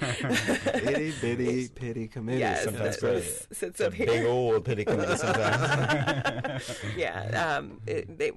We start to interrupt that through the coaching process, and that can be a gift in itself for people to build awareness around, like, oh, right, that's my committee telling me the same stories or keeping me inside of the same box that I've lived in. And how many times a day don't we hear? Certainly, I hear a lot, and including. I say to myself, "Oh, if I knew then what I know now," or hindsight is 20/20, And one would think that with the assistance of a life coach, that kind of thing can be less and less the case. Yes, because mainly we're looking at what context, what filter you're living your life through. So we're taking a look at that. I'm less interested in the content of what you're going through and more interested in the context and the filters that we can shift and change for you to view life in a different way. So it's a completely different high altitude conversation rather than, the low conversation of like, well, I just didn't like what they said, or ... my boss said this, and all the stories that can come from that. Can I just ask you a sort of, I guess, practical question, and that is the difference between a person who wants to become even more efficient in every aspect of their lives, and the person who is struggling with the fact that they consider themselves to be inefficient and need to get over that hump first before they can even start looking at corrective measures. How do you make that distinction? Those two are actually stories that the committee's told you, whether you're believing that you're efficient or that I'm not efficient. So those two are quite stories. However, I work very closely with therapists on island as well. So if a client does come to me and we can't move past, or we're not able to move past some barriers, I may refer out to a therapist. Not that they can't come and see me, because therapy and coaching work very well in parallel together. However, so I probably won't turn them away, but maybe to get some of those issues kind of worked out, because sometimes there's triggers, there's different past-based stuff that we have that a therapist can work through. So they're the expert that can help them work through it, whereas I'm the coach who has no idea, and I'm empowering my client to be able to make the choices. I'm not the expert. So you're saying you don't even have a need to understand those past issues in order for you to do your job as a coach? Not necessarily. So they might share some, but I'm going to be looking more at context rather than the content of it. Right. So I can respect it, and we can talk about it a little bit to get the context or the storyline. Right. However, that's on the client to work through however they need to work through. So it's almost like a very non-emotional, objective look at it can be impossible. However, sometimes when people have these awarenesses or have these things, it can be emotional. So I'm not saying the coaching process is not emotional. It can be, whereas we don't delve into the processes of like digging out those emotions as much. So this is the distinction between therapy and coaching is what you're making right now, right? Yes. So basically, just to give you a little bit, so coaches do not diagnose or treat, whereas therapists do diagnose and treat. So the therapist is the expert, whereas coaches are that coactive model. Coaching is coaching clients on a peer basis, and therapy is a hierarchical difference between therapists and clients. So there's that hierarchical kind of thing. Also, the therapy will work contact between sessions for crisis and difficulties only. Coaching will contact between sessions for accountability and wins in between sessions. So those are a little bit of the things. Coaching is very present future, as I said before, and therapy is very past and present. So it can deal in the present as well. So what is a way for somebody who's thinking about coaching to distinguish between what might be more helpful for them, therapy or coaching? My suggestion would be to try out both. Most coaches on island do offer a discovery session that is complimentary. I do, and I know of some other coaches that do as well, to see if either we're the right coach for you or if coaching is for you.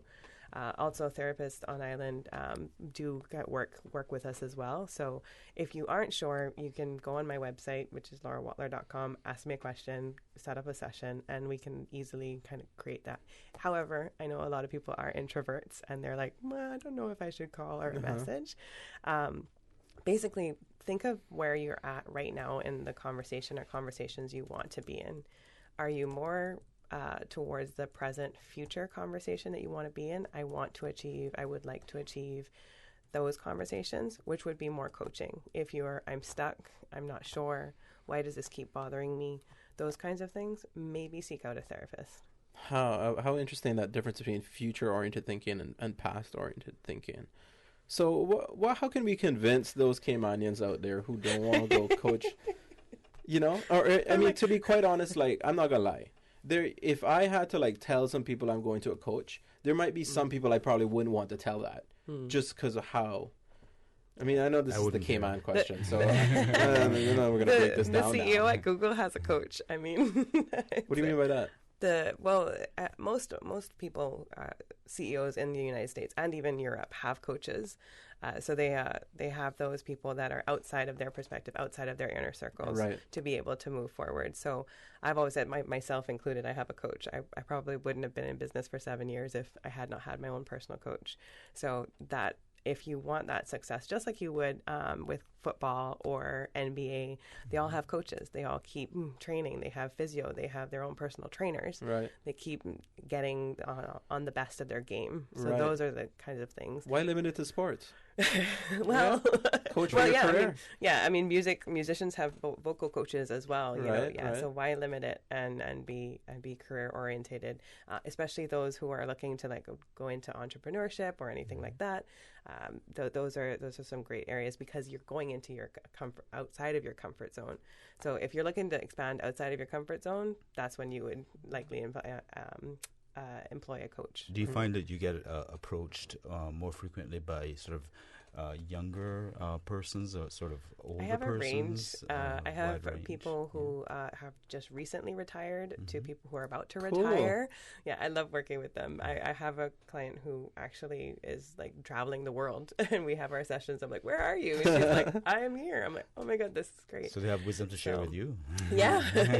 I learn a lot from my clients. And I also have very young clients who are entrepreneurs or business professionals just starting their game. I also have clients who are looking to like, everything is great. However, this one area in my life, whether it's relationship or relationship myself, that's where I want to work and that's where I want to create something different. And so how often do you find that people believe a problem to be one thing, whereas the problem is perhaps based on something else? So problems or challenges, I should say. So that's another link too. If you're problem oriented, that's probably therapy. Right. If you want to be solution oriented, that's coaching. So the challenges, that's how we work together and partner together to be able to create those challenges in order for you to grow. So if you're not stepping outside of your comfort zone, what can we do to have you step out there and learn? So if you think of your comfort zone as a circle, it's going to be ever expanding. So what was in your comfort zone, outside of your comfort zone about 3 years ago is probably now inside of your comfort zone. That's so true. Yeah. You know, you even think about a baby, their comfort zone, and as you grow as a kid, and you know, first you're aware of Cayman, and then the larger world, and you know, so that's super cool. So how can people contact you? Maybe there's some people listening. It's really easy. So you can go to my website, which is laurawatler.com. It's just been revamped. I'm really excited about it. It looks really good. You can go through and just schedule an appointment and go through there. A discovery session is what you're looking for there. And or if you're like, I'm not sure, you can fill out the contact form, shoot me an email, and I can call you back. Otherwise, my email is laura@laurawatler.com. So that's really easy as well. LAURA? Yes. And my phone number is 925-2646. And do you find that that a lot of people, let me put this a different way. Do you find that Caymanians, generally speaking, have an issue speaking with another Caymanian about issues like this, or no? Sometimes I have found that. However, what my work does is very confidential, so it's a very great. I do love it. I do. I am working with a lot of individuals on integrity and confidentiality. So it's something that I hold very close to my heart. So if you're not comfortable with me, I can also refer you to coaches off island as well, which I can understand. I want my clients to be comfortable coming to me. So I try not to. If you come and you're like, oh wait, I didn't realize it was you, I was like, great, I can refer you to coaches on island or even coaches overseas as well. But I haven't had anybody go no. A little birdie mentioned that that you guys are getting together and as a group of professionals to discuss. Yes, we are. Okay. Yeah, what is this? Tell me. Yeah. So filings are. It's like the filing is in. So for the Cayman Islands Professional Coaches Association, so a group of coaches on island thought it would be a great idea for us to have a network and association for us all to come together and collaborate. So this is also a message to any coach out there that's like, oh, I need some community, I need a tribe, let's get together. This is for you. So you can also contact me to become a part of that. We're looking to grow. We'll be launching social media. Want to promote coaches on island, any kind of workshops, collaborations that we can do as well. So I'm really excited about that. It's myself and Chanda Glidden who are the directors of that. So how great to have that association and, to help the small businesses, of which you are, by the way. And congrats on that. That's super brave to be running a business, small business, especially in Cayman's environment. 5, wow. Almost 6. Tell us a little bit about that, the coaching business in Cayman. Yeah, it's something that is definitely growing. A lot of corporate businesses are now taking us on board as well, which I'm really excited about. I mean, come on, corporate people really need it then. Sitting down there. Yeah, I'd love to go in and disrupt cultures that are already ingrained. I like that, disrupt. Disrupt, yeah, I love that word. So purposely use that word. Yes, I have. On all of my marketing and stuff, I've used, disrupting the culture, creating different communication roles, relationships within teams. So I have seen it pick up over the years of going from a coach, what is that, to, oh wow, yeah, let's talk. So it has expanded, and being on shows like this, I want to be able to further the conversations around what coaching is, what we can provide on island, not just individuals in our businesses, but we can also come together as well and do workshops and trainings and different things for your companies as well. I mean, I have to admit, the first time I heard about coaching, I thought to myself, well, that sounds a little bit for someone that would be a senior level CEO or something like that needs that kind of feedback and second opinion and can't really get it from elsewhere. But increasingly over the years, I've seen the practicality of it for each and every one of us. I mean, we certainly have our little voices and our little committees, and those of us who bother to think about it and are honest with ourselves. It seems to me that this is something that could be useful for anyone. Yes, yeah, that's why I say I have a range from mothers, entrepreneurs, to lawyers, to retirees or almost retired. So anybody can benefit from having a coach for sure. And you offer partner coaching as well, I understand. Yes, yeah. So what does that couples mean? So couples who want to be coached together. So there's different dynamics that we can create there as well. So one partner can be coached or both at the same time as well. So I offer that as well. I really enjoy that too, because we get to dive into relationship dynamics and see people work on themselves and then bring it to the partnership and work on it there. Is that I hold those clients, all my clients, dear to my heart, but I do love to work with couples as well. It's really great to see them flourish. I'm sure it's so intriguing, relationship dynamics. Mm-hmm. And so much has changed with culture and time. And where we are now, I mean, it would be super important. And I think it's a super important thing that you're doing, just offering that alternative perspective. Yes. That's really what keeps us sharp. Yeah. So. Now, I was just wondering, do you find that there's some overlap between the services that you offer and those that are offered through some of the and I don't want to start naming names, but some of the government based or sponsored organizations that assist with similar types of issues? I haven't come across a conflict just as yet. Mm-hmm. I'm happy to partner with people, and that's why we've also got the association to be able to partner with. But my intention is not to to partner rather than to conflict with anything. Right. And there are other opportunities out there as well to kind of things. So if there are, I'd love to know who they are so I can go have conversations with them. Right. But generally, this is why I'd make the distinction between therapy and coaching, or even counseling and coaching as well, or even consulting. Right. So because consulting can sometimes be in the mix as well, where they would tell you what to do, whereas a coach isn't going to be able to do that. Right. Yeah, so we're talking with Laura Watler, executive life coach, and we got to go to another break, Laura. So we're gonna just give the listening audience a synopsis, a recap of what you do and how you can help and what this means. Yeah. So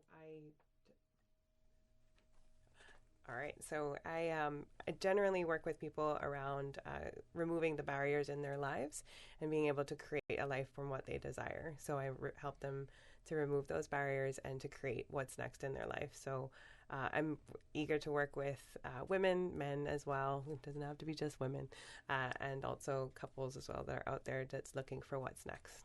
Disrupt your life pattern, people. Yay. Come out of your box. Super important that you do. Laura, thanks so much for being here. Thanks for having me. Really appreciate it. Thank you so much. And to the listening audience, we will be right back. Hey, are those new glasses on Will? Yeah, we went to Optical Outlook. Wham, bam, easy exam. Finally, an exam he could pass. And we had the glasses the next day. Easiest part of our back-to-school shopping for sure. Book your child's eye exam today at Optical Outlook. Call 746-2020. Get half off a complete pair of glasses with any student's eye exam, now extended to September 14th. Come see the difference with Optical Outlook. Located in Caymanian Village. Terms and conditions apply. Radio Cayman's Super Jam Show, the #1 drive time entertainment show on your radio, featuring Will Sinatra. Enjoy a mix of pop, hip-hop, dancehall, and soca, and an entertainment trivia section. Another proud sponsor of the Super Jam Show. Merengue Town. Time to feel the rhythm. Time to feel the vibes. It's time for Merengue Town.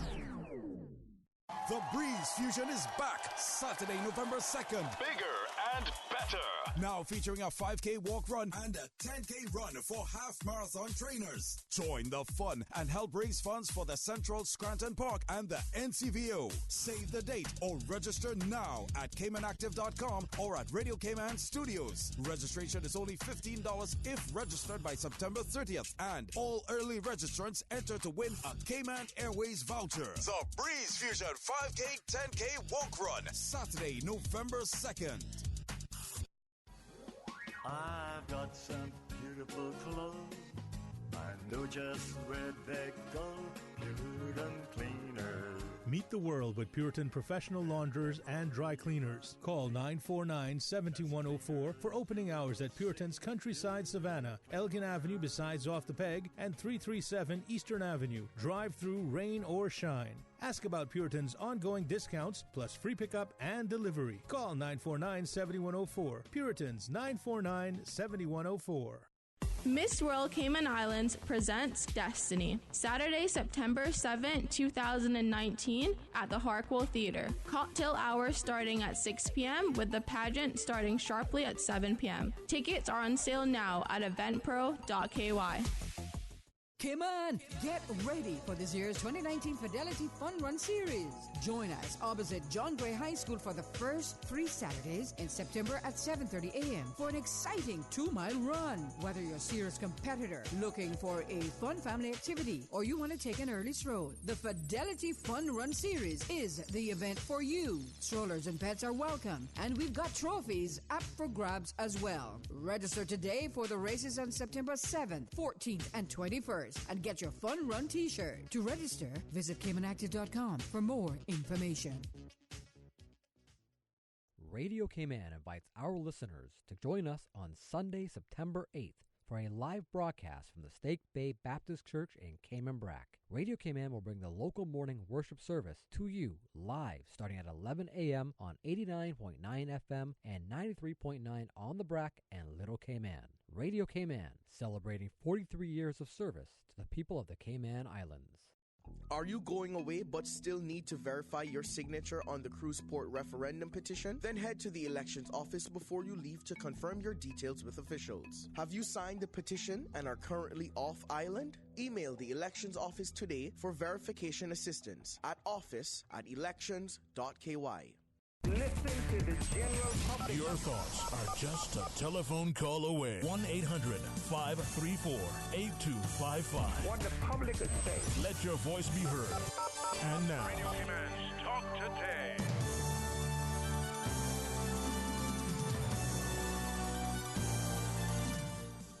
Welcome back to Talk Today. We're sitting in for Sterling Dwayne Ebanks. I'm Badir Awe. And my host, Patrick Schmid. Good afternoon, folks. So today's been great. We had Jasmine in earlier, and they have an event going around. It's a musical event, October 17th and October 18th. You can choose what night you want to go to. You can get your ticket at eventpro.ky. Please go to that website and get your ticket. AKA Hospice Care. AKA Jasmine, AKA Hospice Care. And secondly, we had on some theologians. We were talking theology, and we want to remind you all to check ctlt.ky for all the information there for the Center for Theological Leadership Training here in Cayman. And we just spoke with Laura Watler, executive life coach, and please check her out on her website at laurawatler.com. And so here we are, Patrick, me and you again on Talk Today, Cayman Public listening in. And it's been a great day. Just for those calls.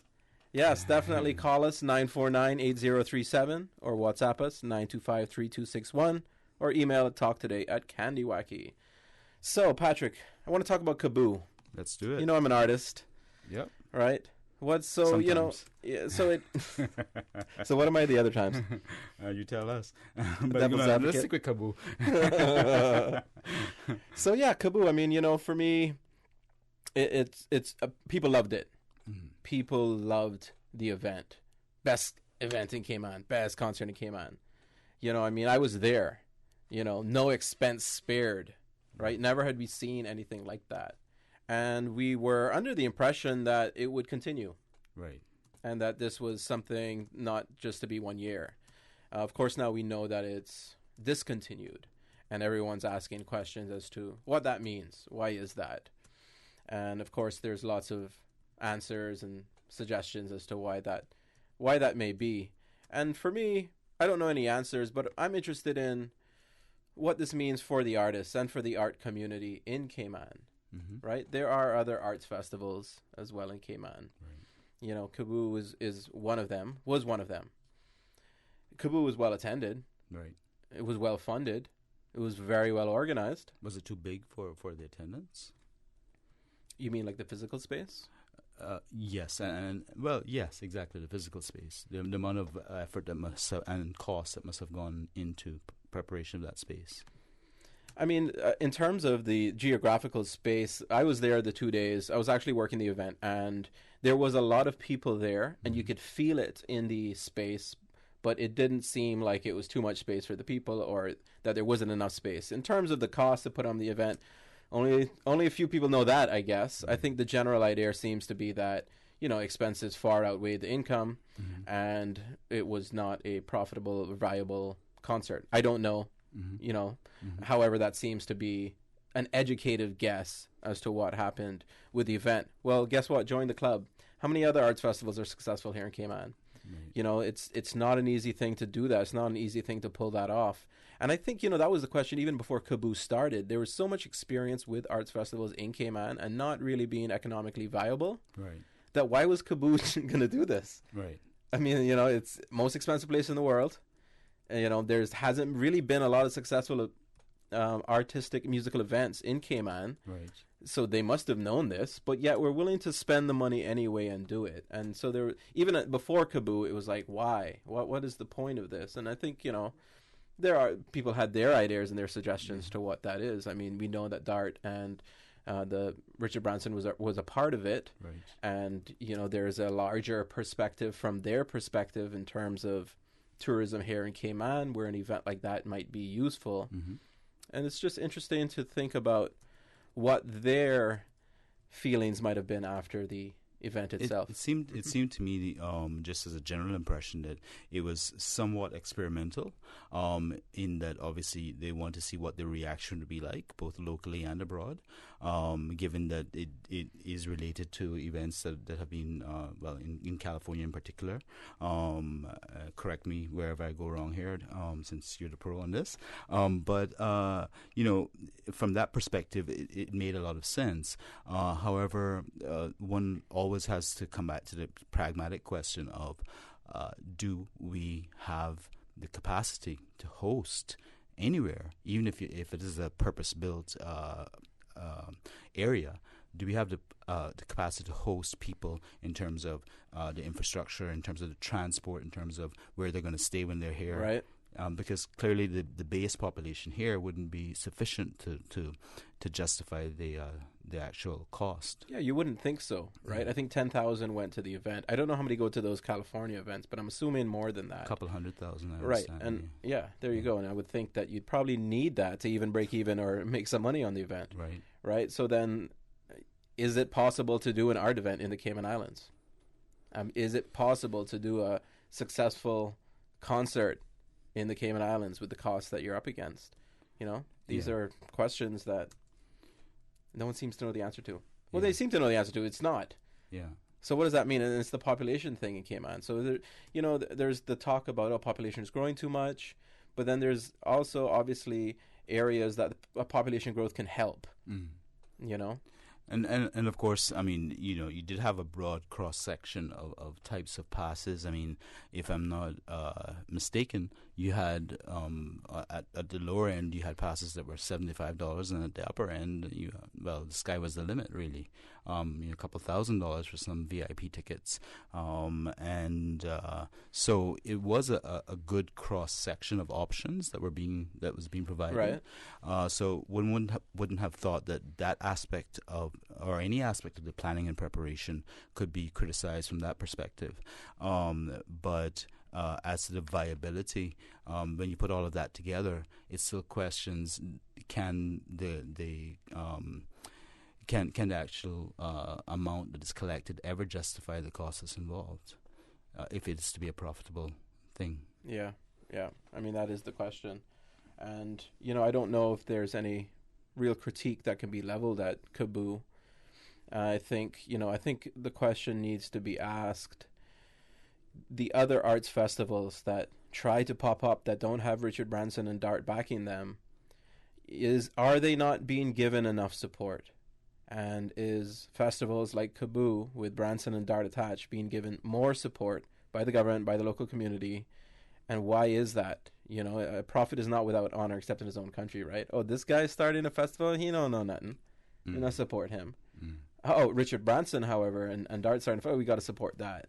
You know, so that's the question, I think, is, and then the larger question is, okay, we know that arts festivals aren't economically viable. We have experience of that. So then why are we going to really support KABOO if we know that it's not economically viable? Or do we not know that? Did we think, oh, you know, this could work year in, year out. This could be the new thing and came on for the next 10 years. You know, did we really think that? I always got the impression throughout from the time I first heard of it, straight through until afterwards, that, you know, the purpose was not primarily, to focus on profitability, but rather the wider outcome and its implications for art in Cayman, music in Cayman, etc. And indeed the exposure that comes for the local population, as well as bringing more people to the islands as stayover visitors and so on. So basically there are a number of different perspectives on it, but I certainly didn't anticipate that, given the persons involved, as you quite correctly already outlined, that they would have any mistakes or miscalculations about what would be involved. It's true. Yeah. You know, you don't think that they would not be aware of how that would turn out. Yes. So we have a caller on the line. So let's jump to that caller. No, we don't have a caller. We got to go through the news first. So are we going to do that right now? We're going to do that right now. Be right back. You are listening to Radio Cayman, the voice of the Cayman Islands. Radio Cayman.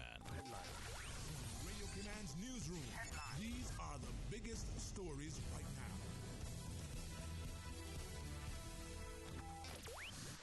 His Excellency Governor Martin Roper says he's saddened to hear the news of the recent passing of former MLA John McLean, who devotedly served the Cayman Islands, dedicating 24 years of his life to politics. Governor Roper noted in a statement released Friday during his long political career, Mr. McLean represented the East End District in the Legislative Assembly, where he promoted new infrastructure on these islands. He was a pioneer for development. He was also a family man, and he'll be remembered for his outstanding service to these islands and will be greatly missed. The flag at Government House will fly at half-mast on Monday and Tuesday in tribute to Mr. John Bonwell McLean. In news elsewhere, hundreds of people may be trapped on a North Carolina island amid rising flood water after Hurricane Dorian made landfall, the state governor has warned. The storm struck the islands popular with holidaymakers days after causing at least 30 deaths in the Bahamas. In the Bahamas, officials say hundreds, possibly thousands, are still missing. The official death toll is expected to increase to a staggering level, the country's government says. UK opposition parties have agreed not to back Boris Johnson's demand for a general election before the EU summit in mid-October. Labour, the Lib Dems, the SNP and Plaid Cymru say they will vote against the government or abstain in Monday's vote on whether to hold a snap poll. But the PM said the parties were making an extraordinary political mistake. Meanwhile, a bill designed to prevent a no-deal Brexit has been approved by the House of Lords and will pass into law. It will force the Prime Minister to ask the EU for the Brexit deadline to be extended beyond October 31st if no deal is agreed by the UK and Brussels by October 19th. Those are your latest updates here on Radio Cayman. I'm Shanta Gallego. Radio Cayman, the voice of the Cayman Islands. What's happening in your community? News and information, music and more. You can find us. www.radiocayman.gov.ky. Like us on Facebook and follow us on Twitter. Radio Cayman is your choice, your voice for today's biggest news. Radio Cayman.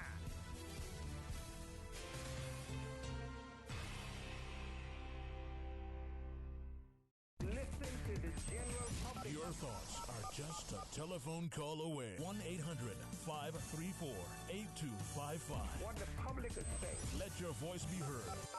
And now, Radio Cayman's Talk Today.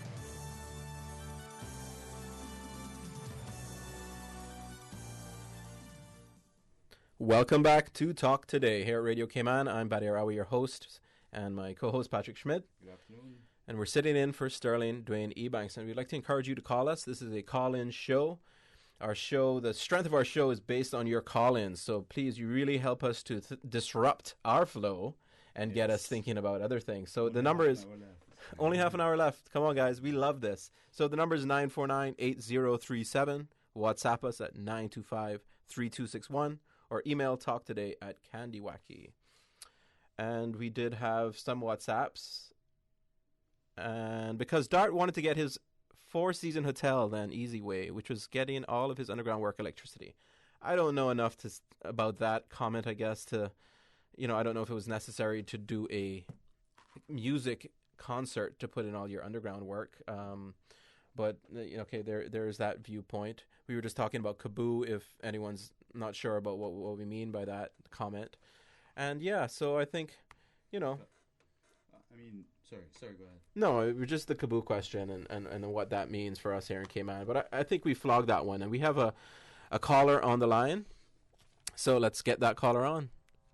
Hey, caller, you're on the air. Talk Today. Hey, good afternoon again. What's up, man? Yeah. Just a music little thing on Badir theologian. Talk to me. One question for you. 4 people in the Bible that did not have a father? No, name them. But Adam, Jesus, Melchizedek. The 4th one is a trick question. No. Tell us. Joshua. Why Joshua? The others make sense, but not Joshua. He was the son of Nun. The son of who? The son of Nun. Yeah, funny. Okay, yeah, that's a pretty funny one. Thanks for that. I appreciate that. Yeah. It's interesting, Adam didn't have a father. Jesus didn't have a father. I think I mean earthly father. And Melchizedek, he was that priest that just kind of showed up out of nowhere and no one was sure how to take him. I think that was Melchizedek. And then Joshua was the son of Nun. Mm-hmm. So that was actually his father's name, I think, right? N-U-N. So thanks for that comment and for calling in. And you're still there, yeah. So, yeah. And yeah. No, I don't mean to be disrespectful or anything sometimes, but if I'm going to school to learn something, I want to know what the teacher knows, that he's qualified, Yeah, of course. I mean, you can learn from anybody. So many churches I go around to, and it seems like they just read the Bible twice and get up and say, I'm a pastor. And they're dealing with the spirit and souls of the lives of people.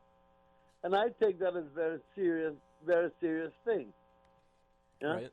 And when you are preaching, one preacher the other day said, Jesus was guiding across and he got tired, then he gave it to Simon. I mean, it's where to get all these stories from? I mean, 3 parts of But I tell you, she came out to lay hold of Simon and Cyrene. Eh? Then there was a woman on the bed. She was down there looking at the boy. I mean, completely. I mean, these are things that preachers preaching in church. And I think it's a very serious thing. And this is why a lot of people, maybe souls are lost because of the foolishness of some of them preaching on the radio or not in the churches. Right? Yeah, I mean, there's, at the same time, just to be a devil's advocate here, I mean, no one's always going to preach the same thing. And I think, even in that situation where the disciples saw the other guy preaching, and they were like, hey, that guy preaching, but he not with us, Jesus. And Jesus like, well, he's not against us. Right. So, I mean, people are always going to have different viewpoints, and their imagination is going to wonder as to why that woman was at the well or, different things like that. But I'd like to ask the caller a question, and that is this. Do you think, sir, that we often have a situation in Cayman where people too frequently interpret the Bible literally? Especially the churches, because, I mean, it's something I want. There's no talk about boyfriend, husband, anything. And yet this man going and she's down there looking. If a woman wants to look for a husband, she would not go down by the well because the women went to fetch water. The men did not go to fetch water, right? So it's completely senseless, and they get up and preach some things like that. Yeah, that woman at the well is very interesting, though, isn't she? I think she was married, 6 times? So when Jesus asked her, knowing full well what the story was, right? He's like, hey, are you married? And she's like, no. And he's like, that's right, because the man you're living with, you're not married with. That's pretty interesting. We look at today people not living with their husbands, and it's like looked down upon. Well, 2,000 years ago it was happening, apparently.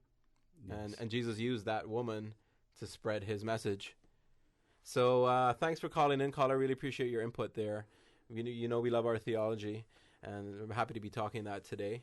And we were talking Kaboo, but let's move on. I mean, and one of the things to just, leading on from what you were just saying, but there is that, regardless of the time frame that we're talking about in history, people have always proven themselves to be people. Regardless of culture, regardless of religion, there are certain fundamental factors that hold true. And the implications of that are that there are certain things that can be more or less predicted in terms of reactions, whether long-term or short-term. But rather than become too philosophical about it, I was hoping to be able to draw us back, perhaps maybe get some of the callers to get on those phones and give us a call, since we only have about 22 minutes left on the air. And a couple of things I'd like to mention just really quickly and throw out there. One of the factors is, of course, we just saw the tremendous amount of destruction that has occurred in the Bahamas, and our feelings go out to them. Certainly Cayman has shown initiative, even though we're a small place, by offering our assistance and sending over the police helicopter, for example, and among other things. And there's quite a lot of effort going on here to assist our brothers and sisters in the Bahamas. We know what it's like, man. Yeah, we were there. Yeah, we needed help. 3 months without electricity here. Yeah, and so it was the days without water, though. Those with no running water. Yeah, that's rough. When things get tricky. 2 o'clock in the morning to put more gasoline in the generator. But that became a soothing sound over the course of. I wouldn't call it that. There are a few other choice words I'd use, but not soothing. But in light of that, there was some discussion this morning. I briefly overheard, and not to stir any unnecessary controversy, but it is an important thing, and that is our whole hurricane preparedness. Mm-hmm. One can never be overly prepared for a natural disaster. Mm-hmm. We know that. And Mother Nature is much stronger than any one of us can actually ever fully prepare for. Mm-hmm. But we can certainly be as prepared as possible. And we do, by comparison to most places, have a lot of information that is put out by the government and other organizations, telling people how best to prepare and what to do, and making them aware of, for example, where they can go and how to get there, and so on and so forth. But one of the things that we seem to be seriously lacking in is hurricane shelters. To give you an example, the district of West Bay, where I reside, has approximately 12,000 people. I would venture a guess that between the 3 officially recognized hurricane shelters, they have a capacity of about 600. That's a guess, but that's not altogether. Far off. Yeah, so 600 persons can be accommodated in hurricane shelters. Much of West Bay is in flood zone, and we all know Ivan hovered over us for 24 hours, and yet we don't seem to have moved on from that capacity. And it's been 15 years. And that's a bit worrisome. And I think a little bit more focus needs to be paid to those types of things, as well as all of the other things that are happening on a daily basis. Because, at the end of the day, we could lose it all very quickly. So are you saying that hurricane shelters should be able to shelter all of the population? I'm saying that I think that we need to certainly provide for more persons. And especially in light of the fact that, you will inevitably have a wide range of individuals, ranging from the very young to the rather old. Some people that will have challenges. And so I think that we need to pay more attention across the board. It's not just West Bay, across the board in all 3 islands, to ensure that as best as possible we can accommodate as many of our population if necessary. I agree. I mean, I really think the flooding, as opposed to the winds, cause a lot of damage. I'm not saying the wind didn't cause any damage, but the flooding and just how easily life can be lost in a flood. Yes. And especially, you think of the people that live on the coast and those the more low-lying areas of Cayman. To think that there were shelters in place that can accommodate at least those people, that's a good thing. We wouldn't want to not be able to service to those people who are more prone to flooding during a hurricane than others. Absolutely. And when you tie that into things like global warming, and these are serious issues. We touched on it briefly last week, but we're now a foot less above sea level than we were 20 years ago. So 20 years ago, the Cayman Islands were regarded as being, on average, 8 feet above sea level. Now we're regarded as being 7 feet above sea level. This is official numbers that are coming from, the relevant departments. What about 10 years before that? And 10 years before that? But that I don't How far know. did you know? I'm just wondering, Because I would... Wouldn't you think that it changes over time? Sometimes you go a foot less, sometimes you go 2 feet higher. Yes. Maybe a foot lower. Yes. So does going down necessarily mean that it's continuously going down? I don't know what the long-term trajectory. Yeah, because I'm not sure that we have enough information to actually project out that far. But in the same way that you make a very important point, because in the same way that some people are very concerned about erosion, there are other areas where the island has increased in size, is that right? At the coast level, coastline, yes. And you're not talking about beach. Not necessarily beach, but in some areas the beach has expanded. In some areas the beach has substantially diminished, and in some areas the beach changes all the time, as we've heard, on various discussions. So I think that being small Caribbean islands also means that we are that much more susceptible to this kind of change in nature. But for specifically that reason is all the more reason why we need to be prepared for it. Yeah, we're looking at Bahamas right now, going through what they did, and it's terrible. It looks really, really bad. Yes. And we know what it's like, and it's definitely important, and we always have to think about it and, lend a helping hand. Yes. And that was the good thing about Ivan, I think, if you can point to some good things. What I really loved is that everyone had their doors open because everybody was drying everything out. Right. So you just ran into your neighbors a whole lot more than you did previously. And there was a sense of community. There was a sense of community and large, yeah. and helping hand. And, let's remember Bahamas at this moment. Let's learn from Bahamas this moment and think about the infrastructural needs that we need here in Cayman. And we'll be right back. We're going to a break, and it'll be our last session before we log off. So don't go anywhere, because we will be right back. I'm going to Vamp Motors to test drive the new 7-seater Rush. They have some really sweet deals going on now, not true? Yep, on SUVs. And they sweeten the deal by giving you a warm oven-baked cookie with each test drive. Better test drive more than one, just to be sure. Take a test drive for a sweet surprise this month at Vamp Motors. Test drive any SUV and receive a freshly baked cookie. It's our way of saying thanks for dropping by to check out our huge sale on every SUV in stock. Save up to $4,400 during Vamp's summer SUV sale. That's every SUV in stock on sale for thousands off or cash back. Sweeten the deal only at Vamp Motors, Walkers Road.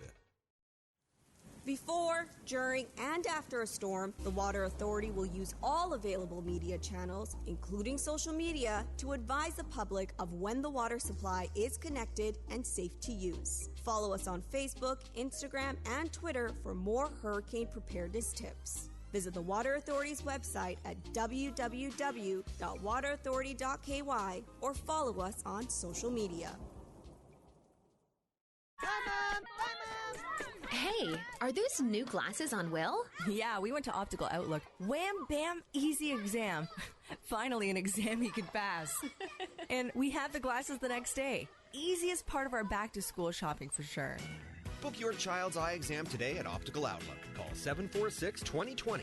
Get half off a complete pair of glasses with any student's eye exam, now extended to September 14th. Come see the difference with Optical Outlook, located in Caymanian Village. Terms and conditions apply.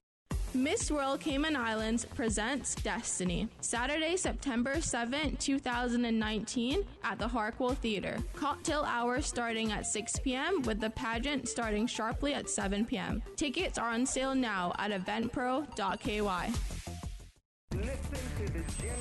Your thoughts are just a telephone call away. 1-800-534-8255. What the public is saying. Let your voice be heard.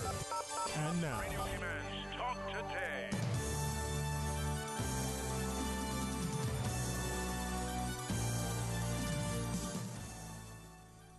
Welcome back to Talk Today. I'm Badir and your host with my co-host Patrick Schmidt. Good afternoon. Sitting in for Sterling Dwayne Ebanks. And we last time we are our radio waves are pulsating from that big red and white tower outside to where you are. Isn't technology amazing? They can do that. Yes, absolutely. I think radio is over 100 years old now, the ability to do that. But Radio Cayman is particularly impressive. Definitely. It's fun in here.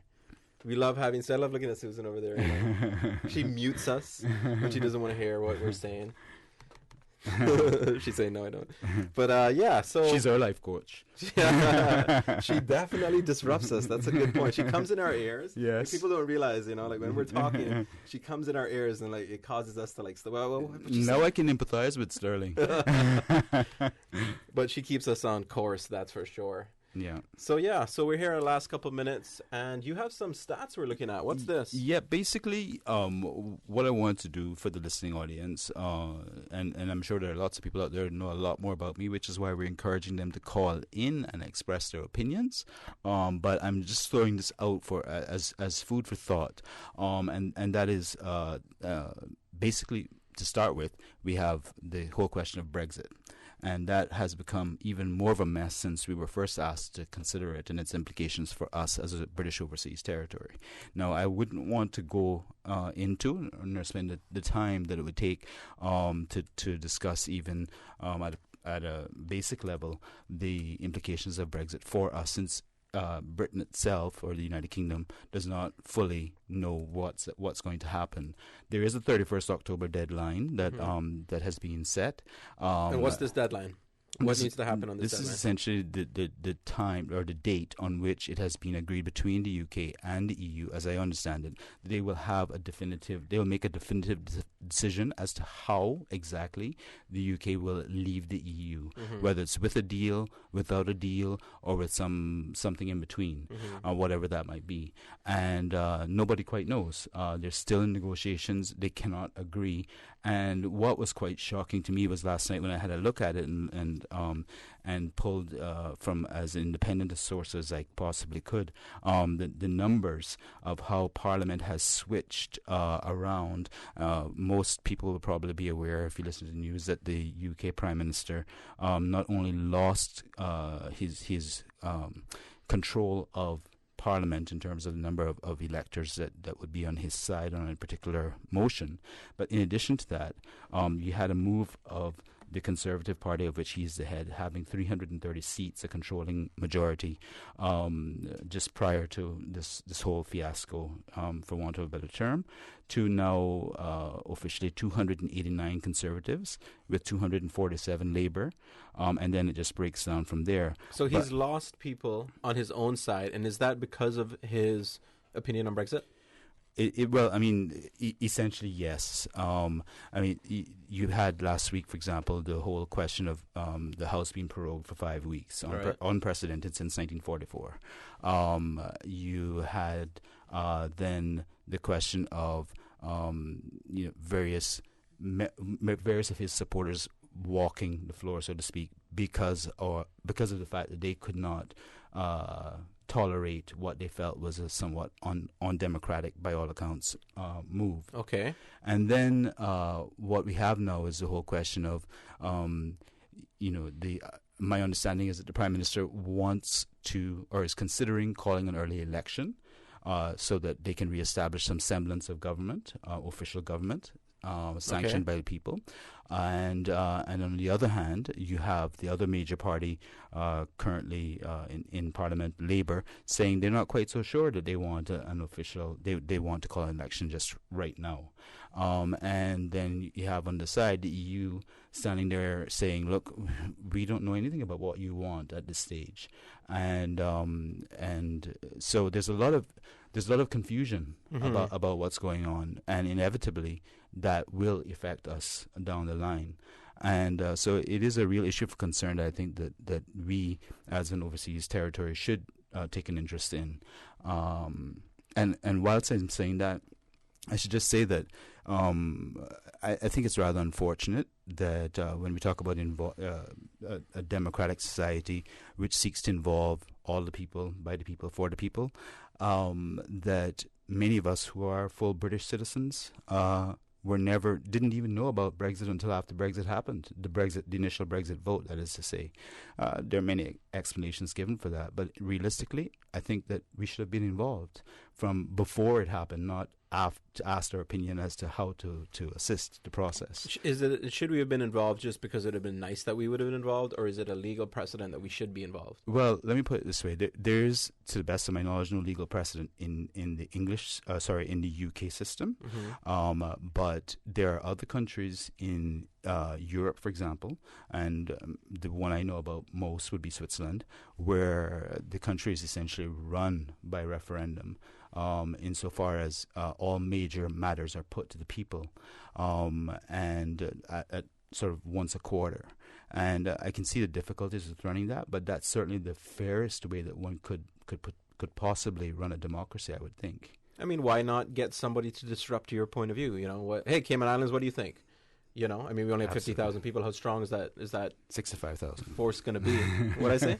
You said 50. So it's, I think it's a bit much for them to ask as well. The British overseas territory, you open up the floor to lots of people. I think I do agree. Why not have a say in something like that? Yes. Well, like I said, until 2002, when we weren't full British citizens, or we didn't have that option, that was one thing. Mm-hmm. But after 2002, many of us, especially our generation, chose to become full British nationals as well. So we had both passports. So once you have both passports, even though you're not living in the United Kingdom, I would think that you would still stand equal ground if you needed assistance. For example, you need to go into a British consulate in, let's say, the Congo, or to use an example, because you need assistance. You'd be treated in the same way. So why wouldn't you be treated the same way for the purposes of asking a question so important as the exit of the United Kingdom from the European Union? Maybe it's because we don't pay taxes. Well, that's cited as a possibility, of course, but it doesn't hold water in my opinion. I think we could be consulted. Yeah. Yes. But very interesting that's happening over there. Yeah. With him losing party members and that sort of deadline looming. I have a feeling the deadline is just going to come, and it's going to be what it is. whatever it is. There's definitely no clear-cut way forward. Yeah. But on the point, just to throw something else out there, on the point of the whole question of numbers and what do they mean, and the significance of us being a relatively small place and so on, to bring it right down to to our everyday life here in Cayman. Once again, moving from hurricane shelters over to other numbers produced by our Economics and Statistics Office. I was looking at the labor numbers, and when you first go onto the website at eso.ky, you see things like what our cost price index is and unemployment rate and so on. And I have to say, with all due respect, that some things are rather misleading. For example, the unemployment rate is stated as being 2.8%, but that's unemployment rate for the entire labor market. But the reality is that when you break it down into Caymanians versus non-Caymanians, and this ties directly into what a number of callers, the point a number of callers made, that is to say that it seems that Caymanians are less employed than the many people that we have incorporated into our society. I'm not saying there's anything wrong with that, because we definitely need a lot of people here on work permits, for example, but perhaps not as many, or perhaps not as much is being done, because the unemployment rate amongst Caymanians is significantly higher than 2.8%. In fact, it's about triple that, according to the numbers produced by the ESO. So you're saying that the unemployed from the non-Caymanians is what reduces that rate to 2.8? Correct. Because obviously if you're here in a work permit, then you have to have been employed in order to get the work permit. It kind of makes sense that there would be more Caymanians unemployed, because non-Caymanians literally come for a job. Exactly. In 99.9% of the cases. So then the question is it an organic indifference between Caymanians unemployed and non-Caymanians, or is there a larger issue that we're not seeing? It would seem to me that, practically speaking, it must be there must be a lot of different little issues involved, because it cannot be that you have for example, to state specifically from the statistics that we have right here in front of us, that we have 2.8% unemployment, of which when you apply that to Caymanians, the rate is 4.7%. And that's as of fall 2018. So are you saying that 4.7% of over 36,000 employable Caymanians are unemployable? Or is it just that they can't find, for any number of reasons, employment? Yeah, it's a good question. I mean, that's the question that needs to be asked and needs to be answered, because if you have employable Caymanians that are unemployed, then that is a problem. Right. I think you're, like in any society, there's going to be a percentage of people who are quote unquote unemployable. Right.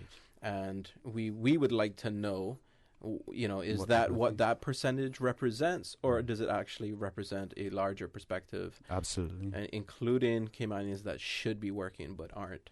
And that's a social issue. This affects society when you have people not working, not doing something. Right. So yeah, important question, and we love those numbers. Well, I mean, and another, should I say, practical application of that is and leading on from your question, in fact, is the fact that we know each other. That is to say, Caymanians it's a small enough community, we tend to know each other, at least have an idea of what, another person is like, where they're from, blah, blah, blah, who your mama is, that type of thing. So is there an inherent prejudice? And this is just a question. Is there an inherent prejudice when we know somebody and we believe them to be X, Y, Z in terms of their attitude or approach, but as opposed to a person who we don't know at all, that we are importing, and we only have the paperwork on them to base any decision on. A prophet is not without honor except in its own country. Absolutely. So I think that's right. You tend to give more respect to almost people you don't know. Absolutely. Than people that you do. And we want to break that box. We want to break that inherent judgment that might be leveled against Caymanians. Right. Sometimes it's due, sometimes it's not. you know, and it's very interesting. I read in the archives, it was a letter from somebody who was coming over to Cayman from the UK, and this was like in the 1920s, and he was on the boat, and he wrote the letter on the boat, and he was writing it back to England. He said, I met a Caymanian on my ride to the Cayman Islands, and he is so nice that I didn't expect it because I heard such bad things about them. Wow. Yeah, this is in the 1920s, and it was a letter. Some guy from England was coming over to Cayman Islands, and so that perspective, that inherent understanding of Caymanians was alive back then too. Right. And I think we still feel it now. Yeah. You know, and in some cases it's due its course, but obviously I think in most cases it's not. Right. You know, and that's, you know, if there's anybody that wants to comment on that, feel free to call in and let us know, even though my Susan's saying, no way, we got to go. But we don't want to go. No, we want to stay another hour, Susan. Is that okay? Because we are Caymanians, and we love Cayman, and we're here on Radio Cayman. And you guys listening obviously love Cayman because this is your station. So I think we got to wrap this up, though. Yeah, but as for my part, I just would like to say that I really appreciate, of course, working with you, working with Susan, working with Radio Cayman, and all the listening audience out there who have been so participatory. Could have called in a bit more today, though. But certainly, you know, if the opportunity arises again, I would love to be able to do the show. And but it's been a pleasure, and good luck, Cayman. Definitely, Patrick. It's been a pleasure as well working with you and everybody here at Radio Cayman.